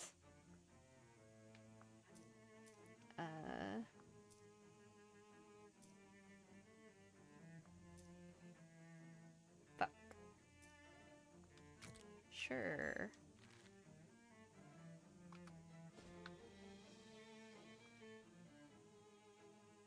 Beep beep. You turn around to see a postman tip his cap to Molly and putter away on his motor scooter. Look, I got a present for my jelly bean up in the big house. The big house? What, like a mansion? Jail, you dope. She's doing time upstate because she went off the track during a bank job and gave a copper lead poisoning. Let's see here. She made me a license plate. 301178. And a handmade shiv and a bottle of toilet vodka. Can you Adam and Eve it? Aw, I miss her so much.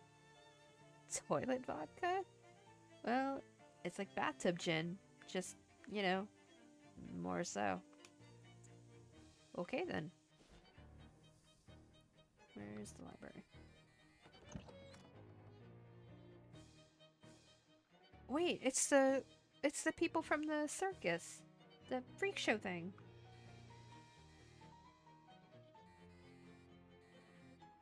An elderly gentleman greets you with a polite, inquiring smile. Ah, hello again. Are you a student now? I am, yep. Got my student ID and everything, see? Yes, that looks to be in order. Very well then, my name is Douglas. What can I do for you? Why does that man have an eyeball for a head? He's quite a sight, isn't he? Please don't be alarmed. I'm more confused, to be honest. Ted and I, and our colleague Janet, over there to my right, share a, shall we say, unusual past. What happened? We worked in a circus sideshow together. That was more than 30 years ago now. You don't seem like sideshow material. Perhaps not, but regard. He stands up and turns to face the wall, but he's still looking right at you. His entire back is identical to his front, with another face on the back of his head, and all of his clothes tailored to match. What? Please excuse me, but I do always enjoy the reactions of new students. He sits back down to a chorus of cracks and pops as his joints reverse into new positions. Holy jeez. Oh, don't worry.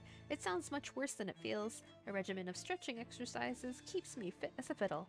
Anyway, after the three of us escaped the circus, we headed east. The Institute took us in out of scientific curiosity and gave us work as librarians.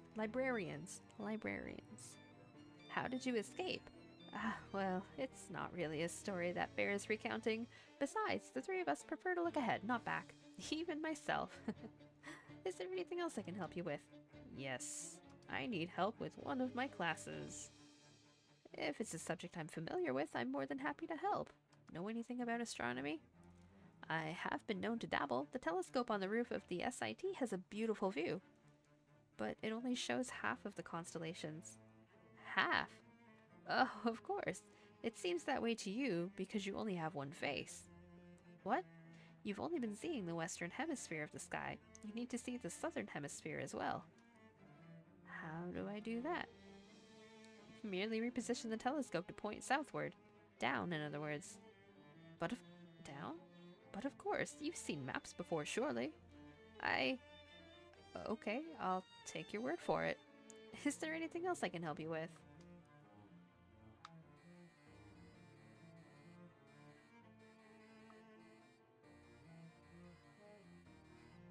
A tall, wiry man with a single giant eyeball for a head glares at you as you approach.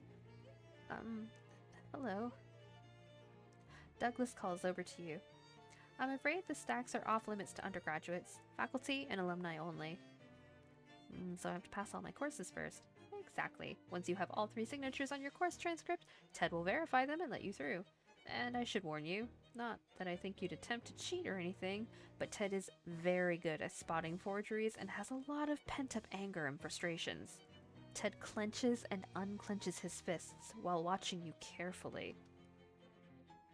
Okay then. You see,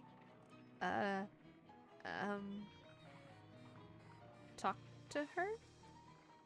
Hello, dear. Are you new here? Yes. Yes, I'm Raine. My name's Janet. Please don't be alarmed by my visible mechanical insides. I am in no pain. Well, that's good, but isn't the, immobility an issue? Oh, I'm perfectly mobile. I have wheels, and the Robotectronics department has provided me with some very nice telescoping arms. I'm just sitting down right now because with the majority of students on break, I don't have any books that need shelving. Ah, okay then. Oh, you should get out. Oh, yeah, oh. Yes, Callie, you need to have sushi. It's so good. I'm looking for a certain book. Would you say it's an important and rare one, or an easily replaceable one? Oh, the former, definitely. You'll want to ask Douglas about that then. He keeps track of all of the books that we actually care about. Alright. We're gonna try the telescope thing again. No.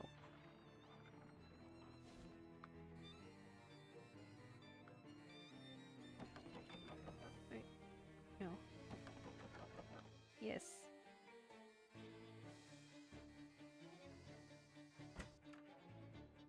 spider. Okay.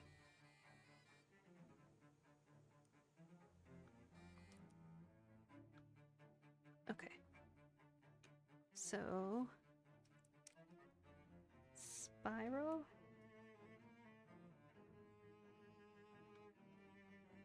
Dude?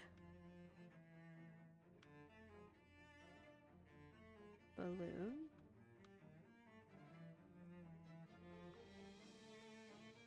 Box?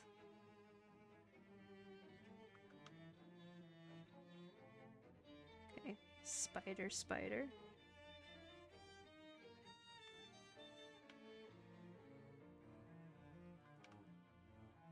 Sausage?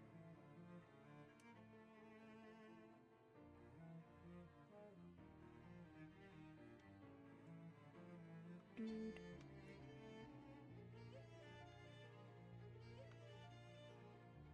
I think congratulations on the shiny kit. Well done. Very nice. Okay, I think that's all of them. So we're gonna... As you're walking past one of SIT's many weird vending machines, it suddenly emits an ear-splitting clang, after which it also emits a sizable quantity of meat. There isn't anybody around, so you pocket it. You gain 18 meat. Such meat, all the meat. Thank you so much, TKO Mike, for the hydrate. Y'all know the drill. Hydrate or dihydrate.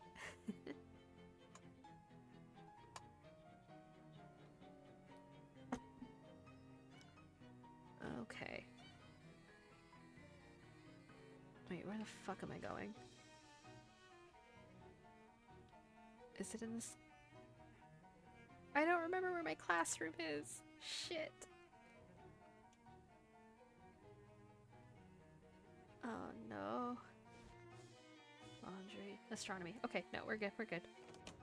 I will dihydrate. I would rather you not dihydrate. Okay, so Texas is fake. The beer mug is fake. And the house is fake.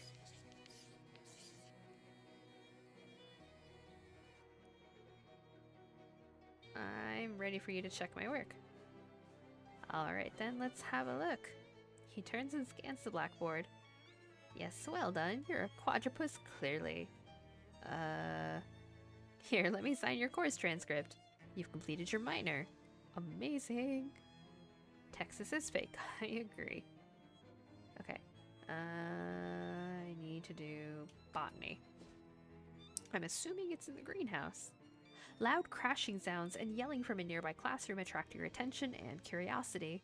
You cautiously poke your head in the door and then quickly poke it back out again to dodge a handful of bolts thrown by an angry robot.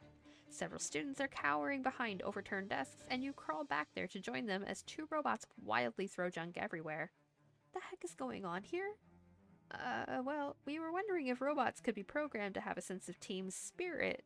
So we split into two teams and made these tennis ball throwing robots and then set them to dislike each other? Well, it seems to have worked. All of the binary. Yeah, a little too well. We should have taught them sportsmanship first. Fuck.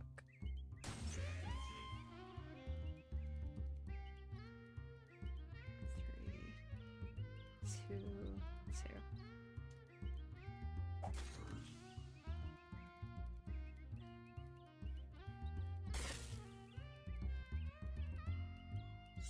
Oh my god.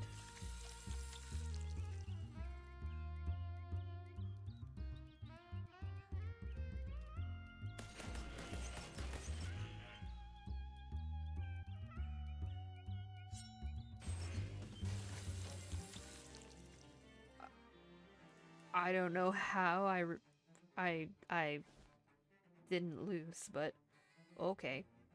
Welcome to the SIT greenhouse constructed in 1919 by German engineer Walter Bauersfeld in early attempts to invent the geodesic dome, at which he was not successful until 1923. Botany?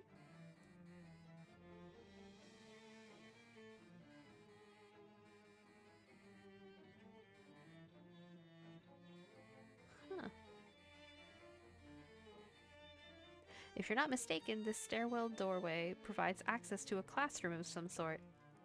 Athena, can I go down to the classroom? Yes. Okay, yes, botany. Cool. Cool, cool, cool, cool, cool.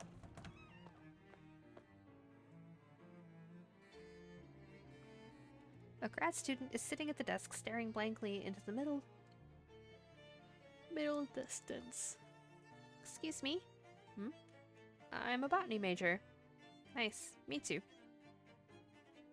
I'll elaborate. I'm a new botany major, and I need to know what I'm supposed to do here. Oh, okay. Well, ultimately, you'll need to get your transcript signed to show that you passed the course. I'm just a TA, so I can't do that for you, but Professor Kalos should be in his office down at the other end of the lab. Is there a lecture or class or anything first? You'd think so, right? But you're the only student here today, and nobody gave me any lecture notes or anything, so... Okay, then.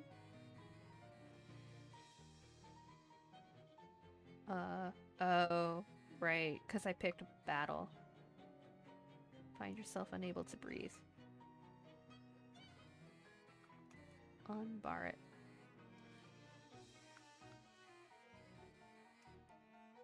After a moment, the TA returns from wherever he was inside his head and blinks at you. Yeah? The other half of the lab is choked with pollen. Yeah, those man-traps spray pollen like you wouldn't believe. Someone should probably prune them back a bit. They've gotten really out of control. Was that maybe your job? If it was, nobody said anything. Well, how do I get past them? I can't even get near them. You need a Pooba helmet. Excuse me? Pooba helmet. Pollen intoxifying breathing apparatus. I don't think untoxify is a real word. Yeah, but nobody likes an acronym that you can't pronounce. Anyways, there's some in the cabinet over there. I already checked and the cabinet's empties. Oh, well, that figures. Everybody's always checking them out and not putting them back. So, what should I do? I guess you could try and hunt down someone who has one. What about a gas mask or diving helmet? Something like that should work, right? Nah, those things don't have the untoxifying properties of a Pooba helmet. I still don't think that's a word. The Pooba filters are designed to counter the specific poison stuff of this pollen. The air filters in other kinds of breathing gear can't handle. Do you know who has one? You must have a record of checkouts, right? Oh yeah, probably. Let's see. He pokes around in the desk until he finds a small notebook. Got it. Most of these kids are going to be gone for the break. They wouldn't have taken the helmets with them though, right? Well, no. Probably not. But it's not like you're going to go breaking into their dorm rooms, right? I suppose not. Right, exactly. Dorm security is the real McCoy after last year's big April Fool's hack anyways. What happened? Someone broke into maintenance and rewired all of the elevators to go sideways. Wow. Oh, Chip has one. There you go. Chip who? Chip Noonsley. He's a frat guy I know. Phi Upsilon Tau. He doesn't leave for break because he's monitoring some plans he's been working on. Phi Upsilon Tau's in the middle of the Greek Row, west of campus across Vision Boulevard. Okay.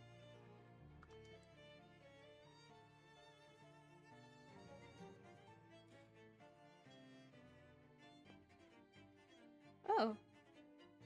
We've read this one already. Cool. Cool. The front door is overgrown with vines. Well, how the fuck do I get in? Oh. A frat guy is tending to the barbecue. Hey, what you doing? Queuing.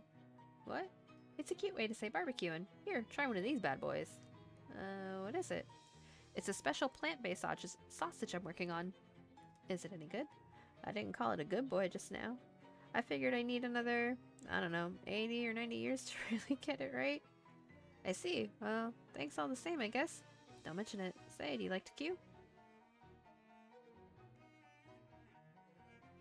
I've never tried it. Oh, here. Have one of these queuing forks. I got like 10 of them. Once people find out you're into queuing, you start getting them for every birthday in Crimbo. Oh gosh, thanks. He nods and returns to his queuing. guy is shivering and his teeth are chattering loudly. I was hanging out at that weird stone frat, and I left my jacket at the bar. I'm freezing. I guess there is kind of an unnatural chill in the air. I'm real susceptible to changes in narrative atmosphere. If you're headed in the direction of Lambda Iota Theta, could you stop in and grab my jacket for me? It's soft and comforting. Yeah, right. No problem. Thanks.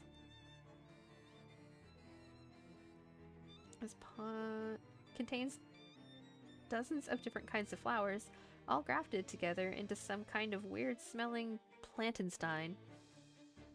You gather some materials from the various pistils and stamens and from vrams, grit, and frosty flakes. Kitty?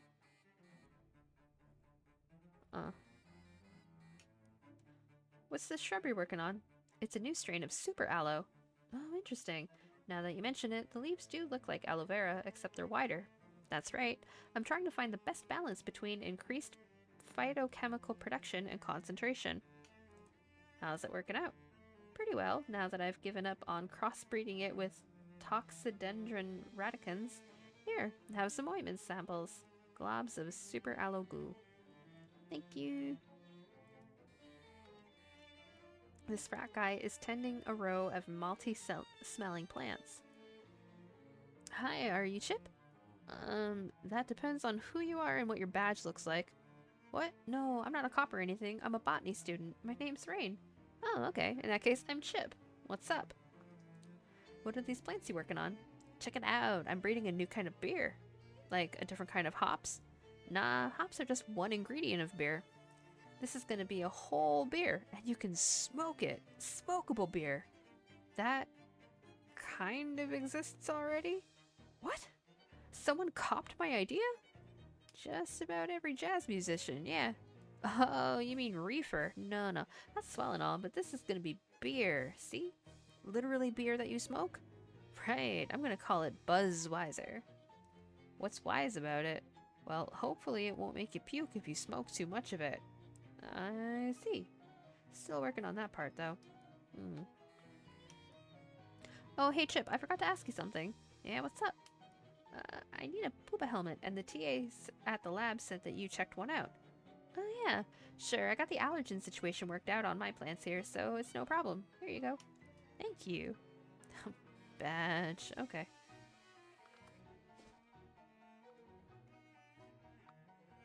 What did you think I said? You wind up in a spooky dark hallway in one of SIT's lecture buildings. There's not anything sinister about it, it's just dark and spooky because a couple of the lights have burned out and nobody's been around to change the bulbs yet. Probably because it's kind of dark and spooky in here. Oh, wait, it just got a little sinister actually, because a weird pale bald guy with a goatee has skulked out of the shadows and is waggling his fingers at you. Look into my eyes. You're growing sleepy. Are you trying to hypnotize me? Yes. No.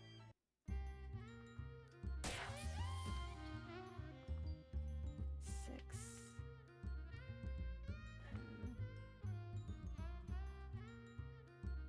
Yeah.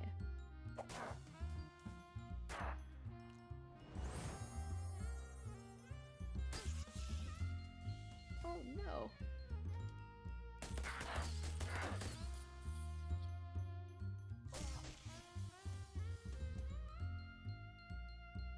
Who the fuck are you?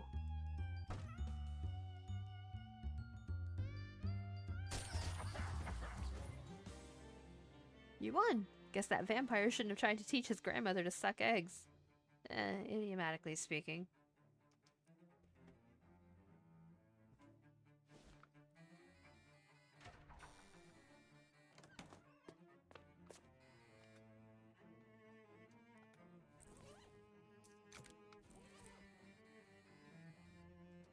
Alright. That was Dirtle! Why would you do that to Dirtle?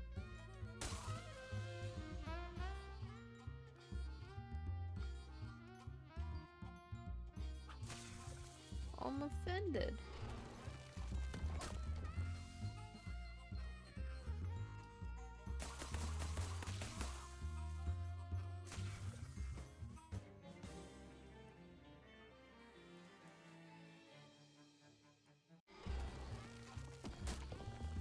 Rude. Rude.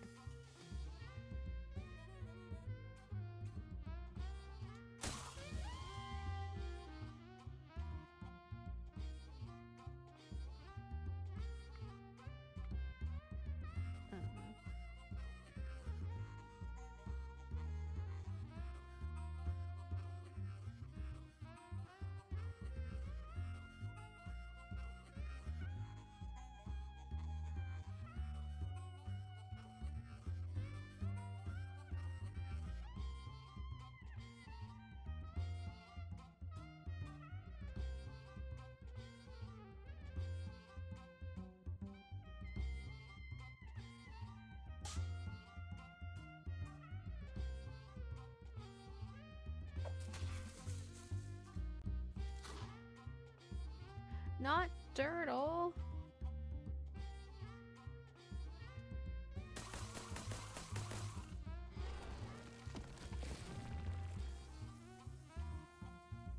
I'm offended.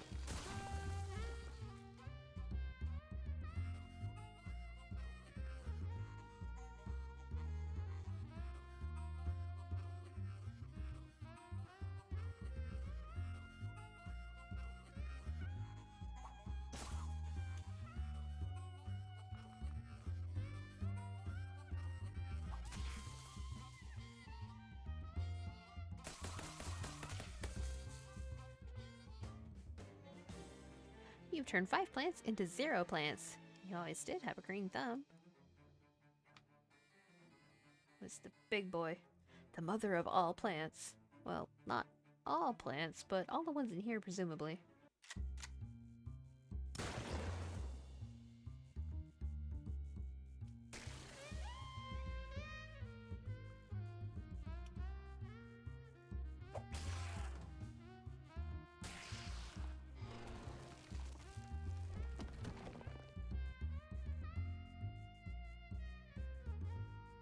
That's not good.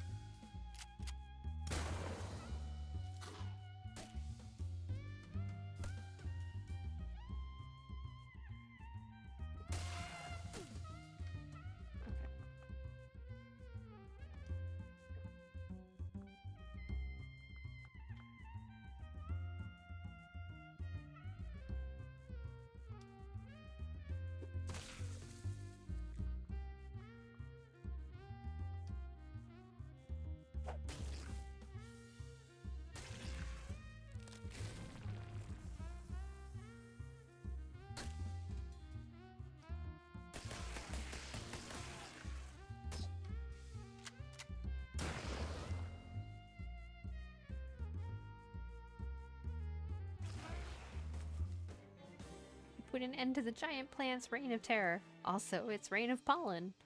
Cool.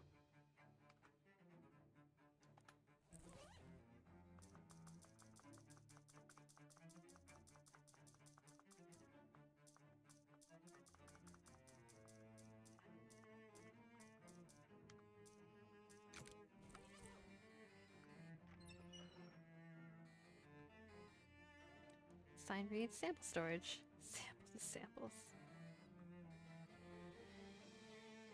Chalkboard is covered with complex diagrams of plants. A lot of it is beyond you, but you managed to learn a few things. Judging by the layer of dust on this desk, Professor Kalos hasn't been in here for quite some time.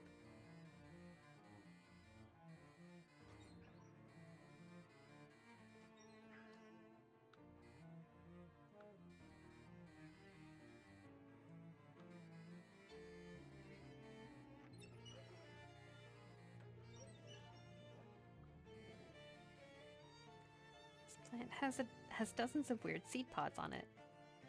Yeah, okay.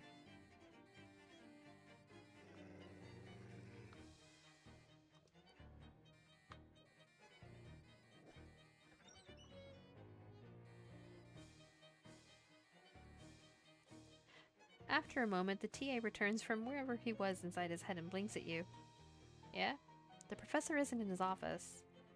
Oh, right. The semester's over, huh? I guess he'd be at his holiday home at Crystal Dream Lake then. Thanks for remembering that after I fought all of those plants. Sure thing, no problem. Where's his stupid holiday home then? Near the lake. Look, I've been to Crystal Dream Lake. I need you to be more specific. Well, it's sort of... There's a road, and then it's like... Just mark it on this postcard. Nice, okay.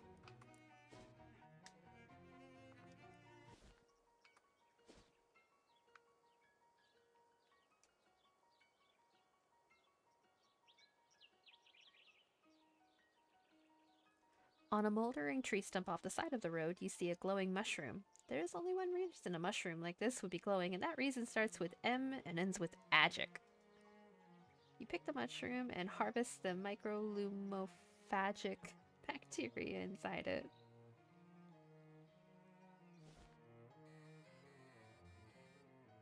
The professor's holiday home looks like it could use a holiday of its own, to be honest. Door won't budge. Sign is being very curt with you.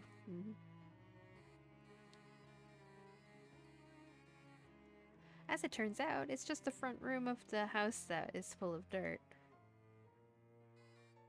There's almost certainly nothing good in this fridge. I'm gonna look anyways. Oof. It's even wilder in here than expected. Half of the vegetables have rotted and turned into muck and mold, and the other half appear to be mutated experimental plants that have rapidly acclimated themselves to the environment and are using the rot as fertilizer. It's like a small, foul-smelling alien jungle in this fridge. Make a salad. What? I said, make a salad. Maybe I wasn't clear. We're talking about a selection of plants that is half-rotted glob and half-pulsating veins. This isn't the salad bar down at the Outback Sizzler. If you make me do this, there's no backing out halfway. You're gonna have to read the whole thing. That's not the threat you think it is. Make a salad. Alright, well, I guess there's no point in fighting you on it. I know how this goes. You poke around the ruins of the kitchen until you find an intact salad bowl and wipe it off with your sleeve. Let's see.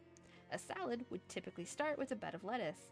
The nearest equivalent you see here would be either the glistening green-brown sludge that is just barely holding together into leaf-like sheets, or some broad, shiny green leaves dotted with blood-red splotches. Splotchy leaves.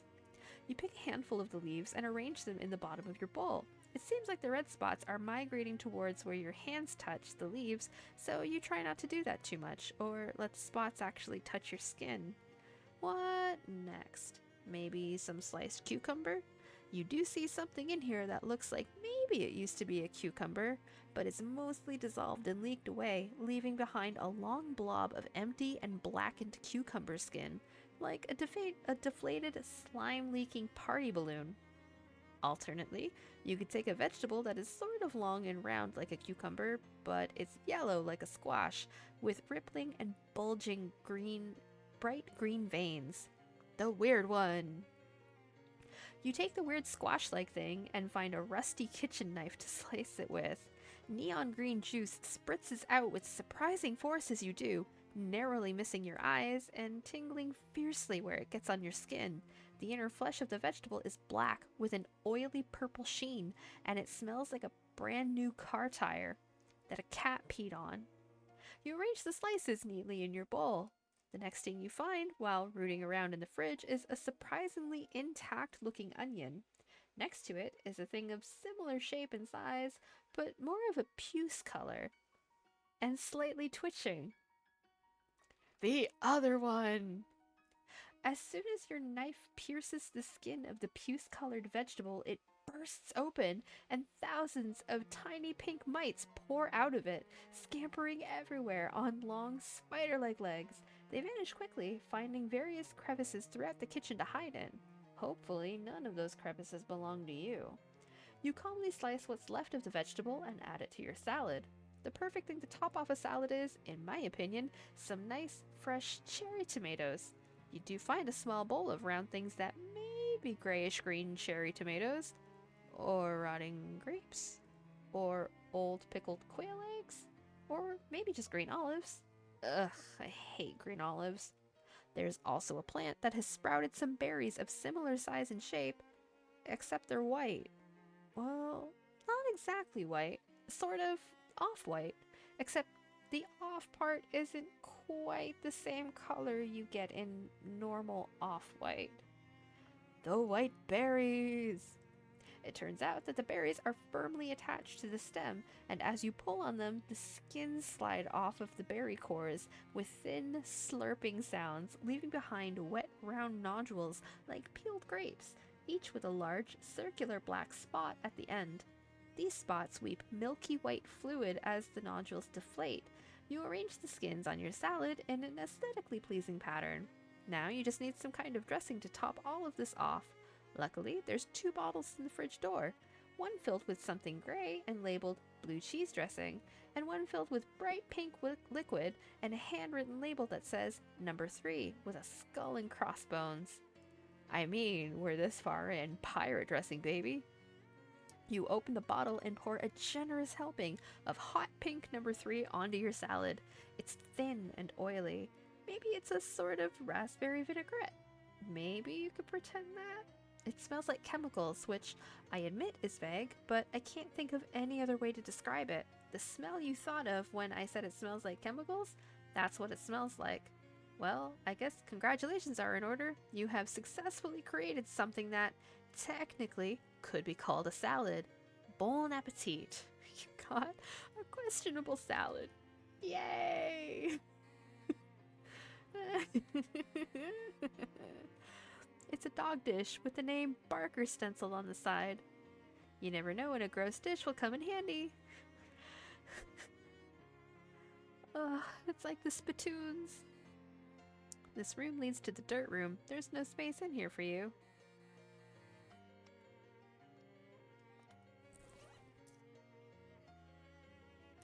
You wish you didn't know what was in this bowl. No, I don't want to eat that right now.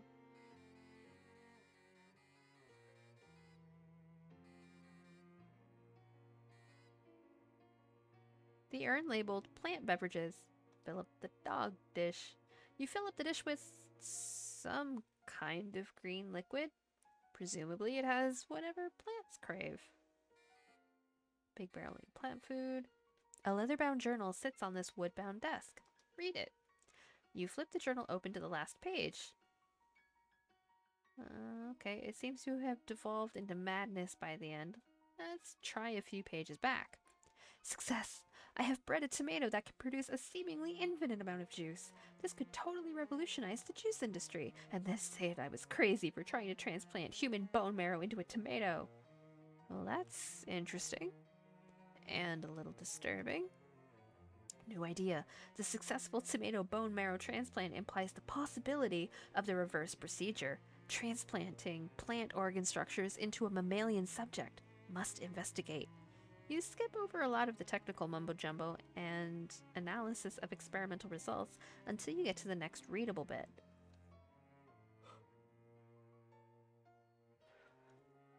I'm certain that I finally got this right, but the woman at the pet store refuses to sell me any more rats until I can explain what I've done with the last dozen, and I don't think she'll like the answer. I hesitate to use my loyal companion Barker for this purpose, but he's all I've got left. Anyway, there's nothing to worry about. It will definitely work this time. The operation was a complete success. Barker appears to be in perfectly good health and is acclimating to the changes marvelously. I've created the world's first plant-animal hybrid. But why stop there? The next step is perfectly obvious. That's the last of the page. That's the last page. Well, the last page that's words instead of scribbles and gibberish. Oh no. A complicated machine hooked up to a huge tomato. This must be the infinite juice tomato that the professor made with human bone marrow. This will come in handy over at the speakeasy. They'll be able to mix a whole dynasty of Bloody Marys, in kind of a literal sense. You got the infinitely juicy tomato. A disused and misused toolbox. An owl. oil, and foot gloves.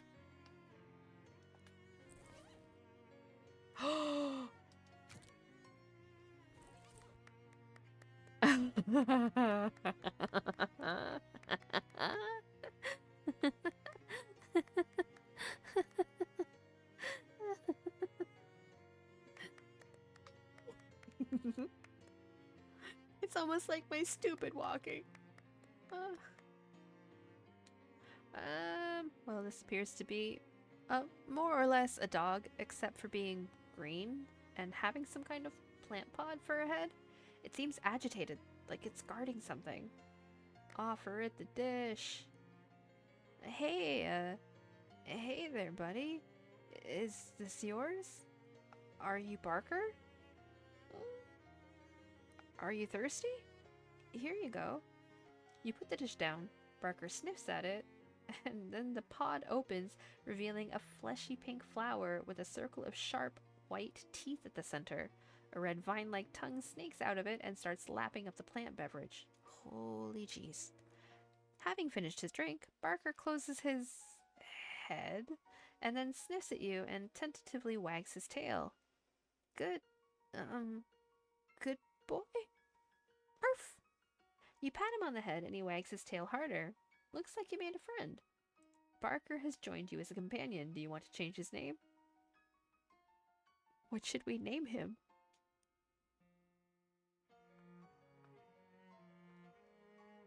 I don't know what to name him.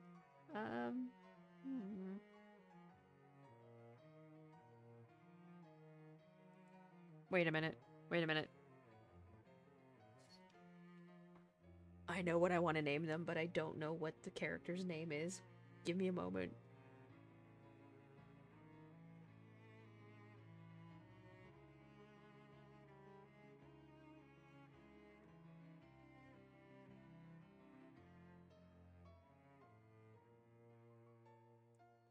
What's her name?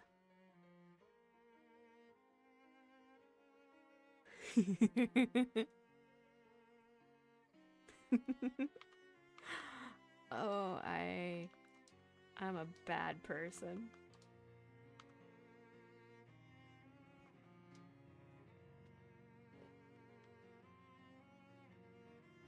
Wait. Yep.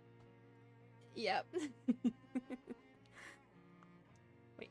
No.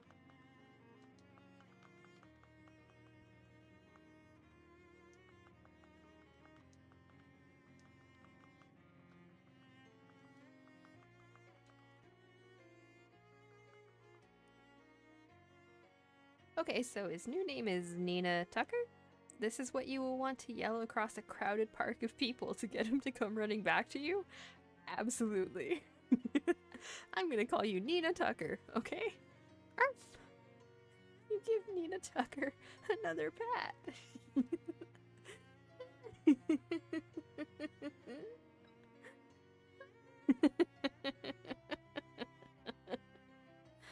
Oh no. Hey Molly, mind waiting for me at the Shatoon? Okay, kitty, but it's rude to keep a girl waiting. Arf! Nina Tucker flaps open his head and licks your face with his vine tongue. Well, that's gonna take some getting used to. Oh, I don't deserve rights.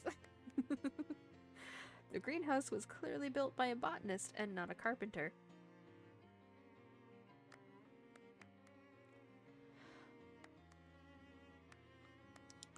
Oh, jeez. There's a tall, spindly humanoid creature skulking in the corner. Examine not too closely. The creature has long, thin green limbs like flower stems and is clothed, sort of, in ragged white petals. Its head is some kind of plant pod. You inch just a little bit closer to get a better look and realize that the white petals are actually the torn and frayed scraps of a white lab coat. Professor Kalos? The creature spins around and hisses angrily. Hiss. I need you to sign my course transcript. Nina Tucker jumps in front of you and barks at the professor. Arf! Arf! Mm. The professor swipes at Nina Tucker, knocking him back. Nina Tucker yelps and whimpers, but quickly returns to defend you, growling angrily at his former master. Good boy.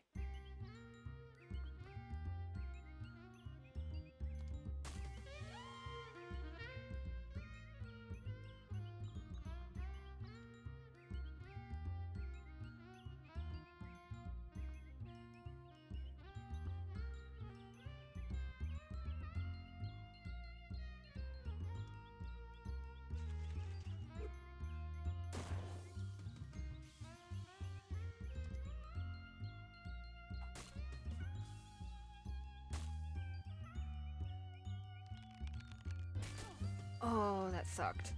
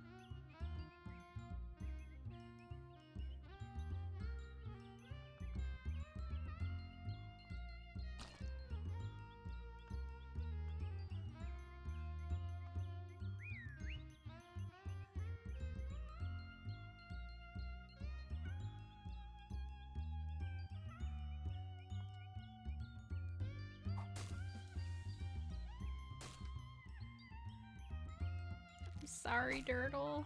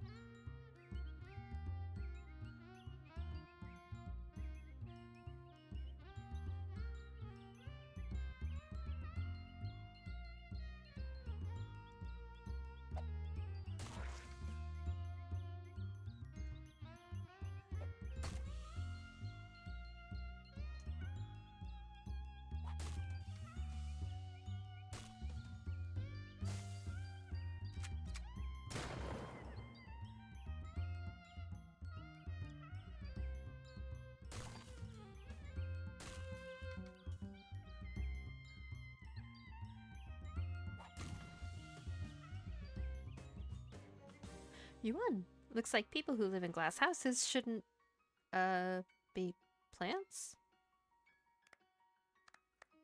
The crumbled remains of Professor Kalos. He's already starting to wither and smell bad. Gross. Aw, dang it. Now how are you supposed to get your how are you going to get your transcript signed? Nina Tucker sniffs Professor Kalos's body. I'm sorry, boy. I know it's hard, but we did what we had to do. Woof. And now what we have to do? And what we have to do now is loot his weird corpse. Arf! Heck yeah! You pick through the tattered remnants of the professor's lab coat and find his faculty ID and pen. You got his pen. Well, a signature written with the professor's pen should be just as good.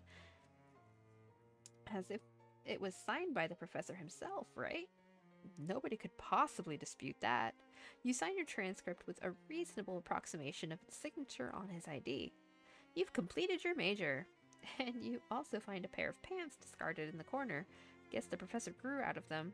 You take them for good measure, by which I mean you measure them and they fit you, which is good. Sweet.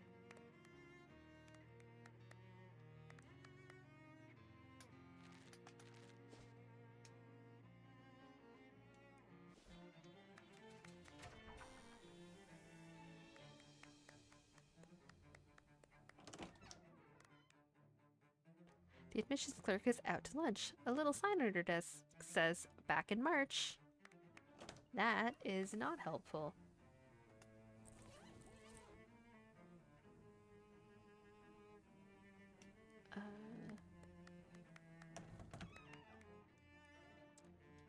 How can I assist you?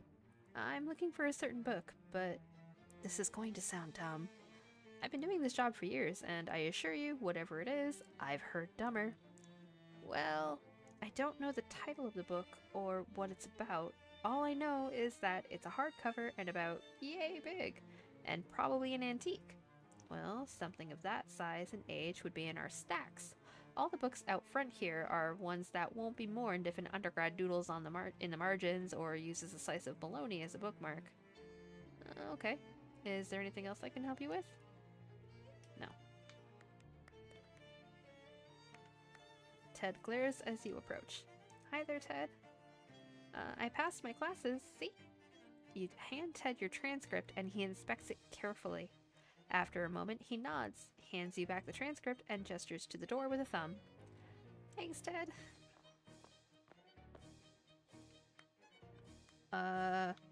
What?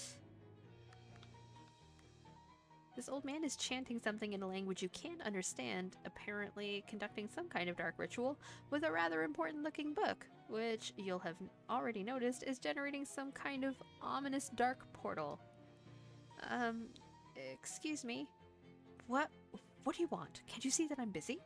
Well, it's just that I'm looking for a certain book, and I'll be frankly amazed if it isn't the one you've got on that pedestal there. And you think I'm just going to give it to you? Get out of here. Who are you? You don't recognize me? Should I? I've only been enrolled here for an afternoon. I'm Dean Wormwood, and if you don't leave immediately, I'll expel you. I already graduated. I meant out of this dimension. What are you actually doing? Didn't I just tell you not to interrupt me? Yeah, but you're already interrupted now, so you might as well tell me, right? Oh, yes, certainly. I'll just reveal my entire plan to some random grad student or whoever you are. That would certainly be to my advantage. Would it? Oh, you're being sarcastic. Stellar observation, full marks. Now get out of here before I put you on double secret probation. Jeez, you don't have to get sore about it.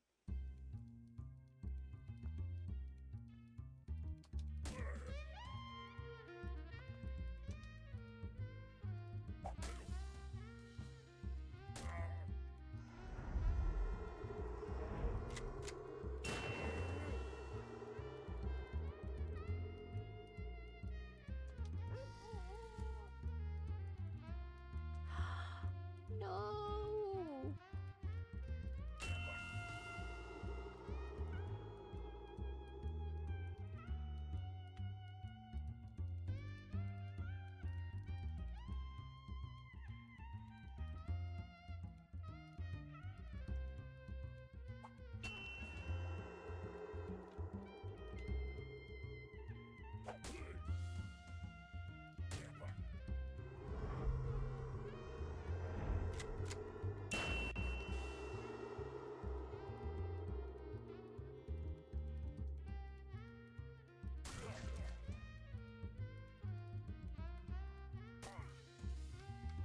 Oh, that's not great.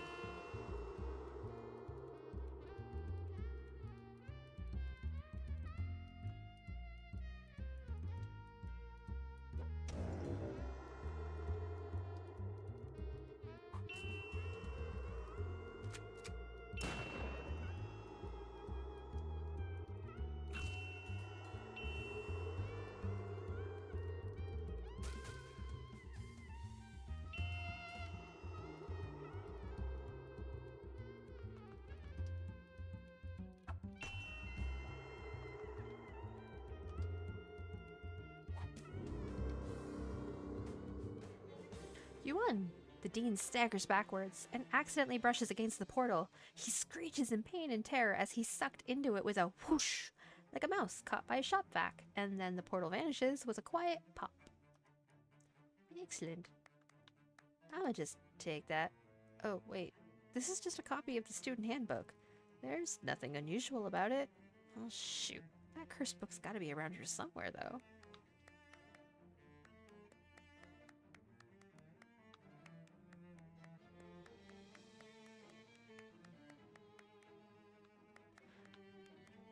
Some hobo coat is scratched onto the wall here. The code reads, Hobo-relevant literature nearby. You scour the nearby shelves until you find the book in question. It's like the psychography of panhandling. I think I found it.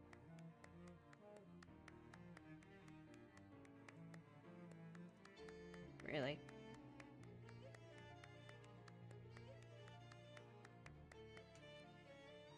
Check it out as examine it, or as in borrow it from the library? Both. You got the Librum, Umbrum, Malum, Ovilla.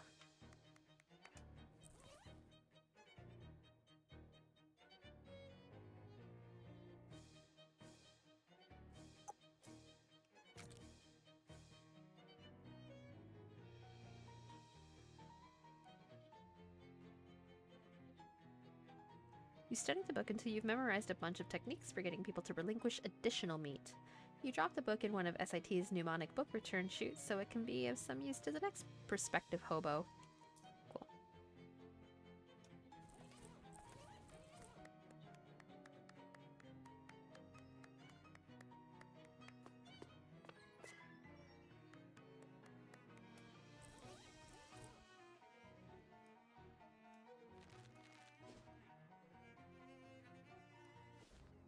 Alright. We are just passing 2 o'clock, so this is probably a good pausing point for the evening. Especially since I foolishly picked up an extra shift at work for tomorrow. So let's see if there is anyone we can raid out to. If y'all don't mind sticking around a couple extra minutes just so we can share the love with a fellow streamer.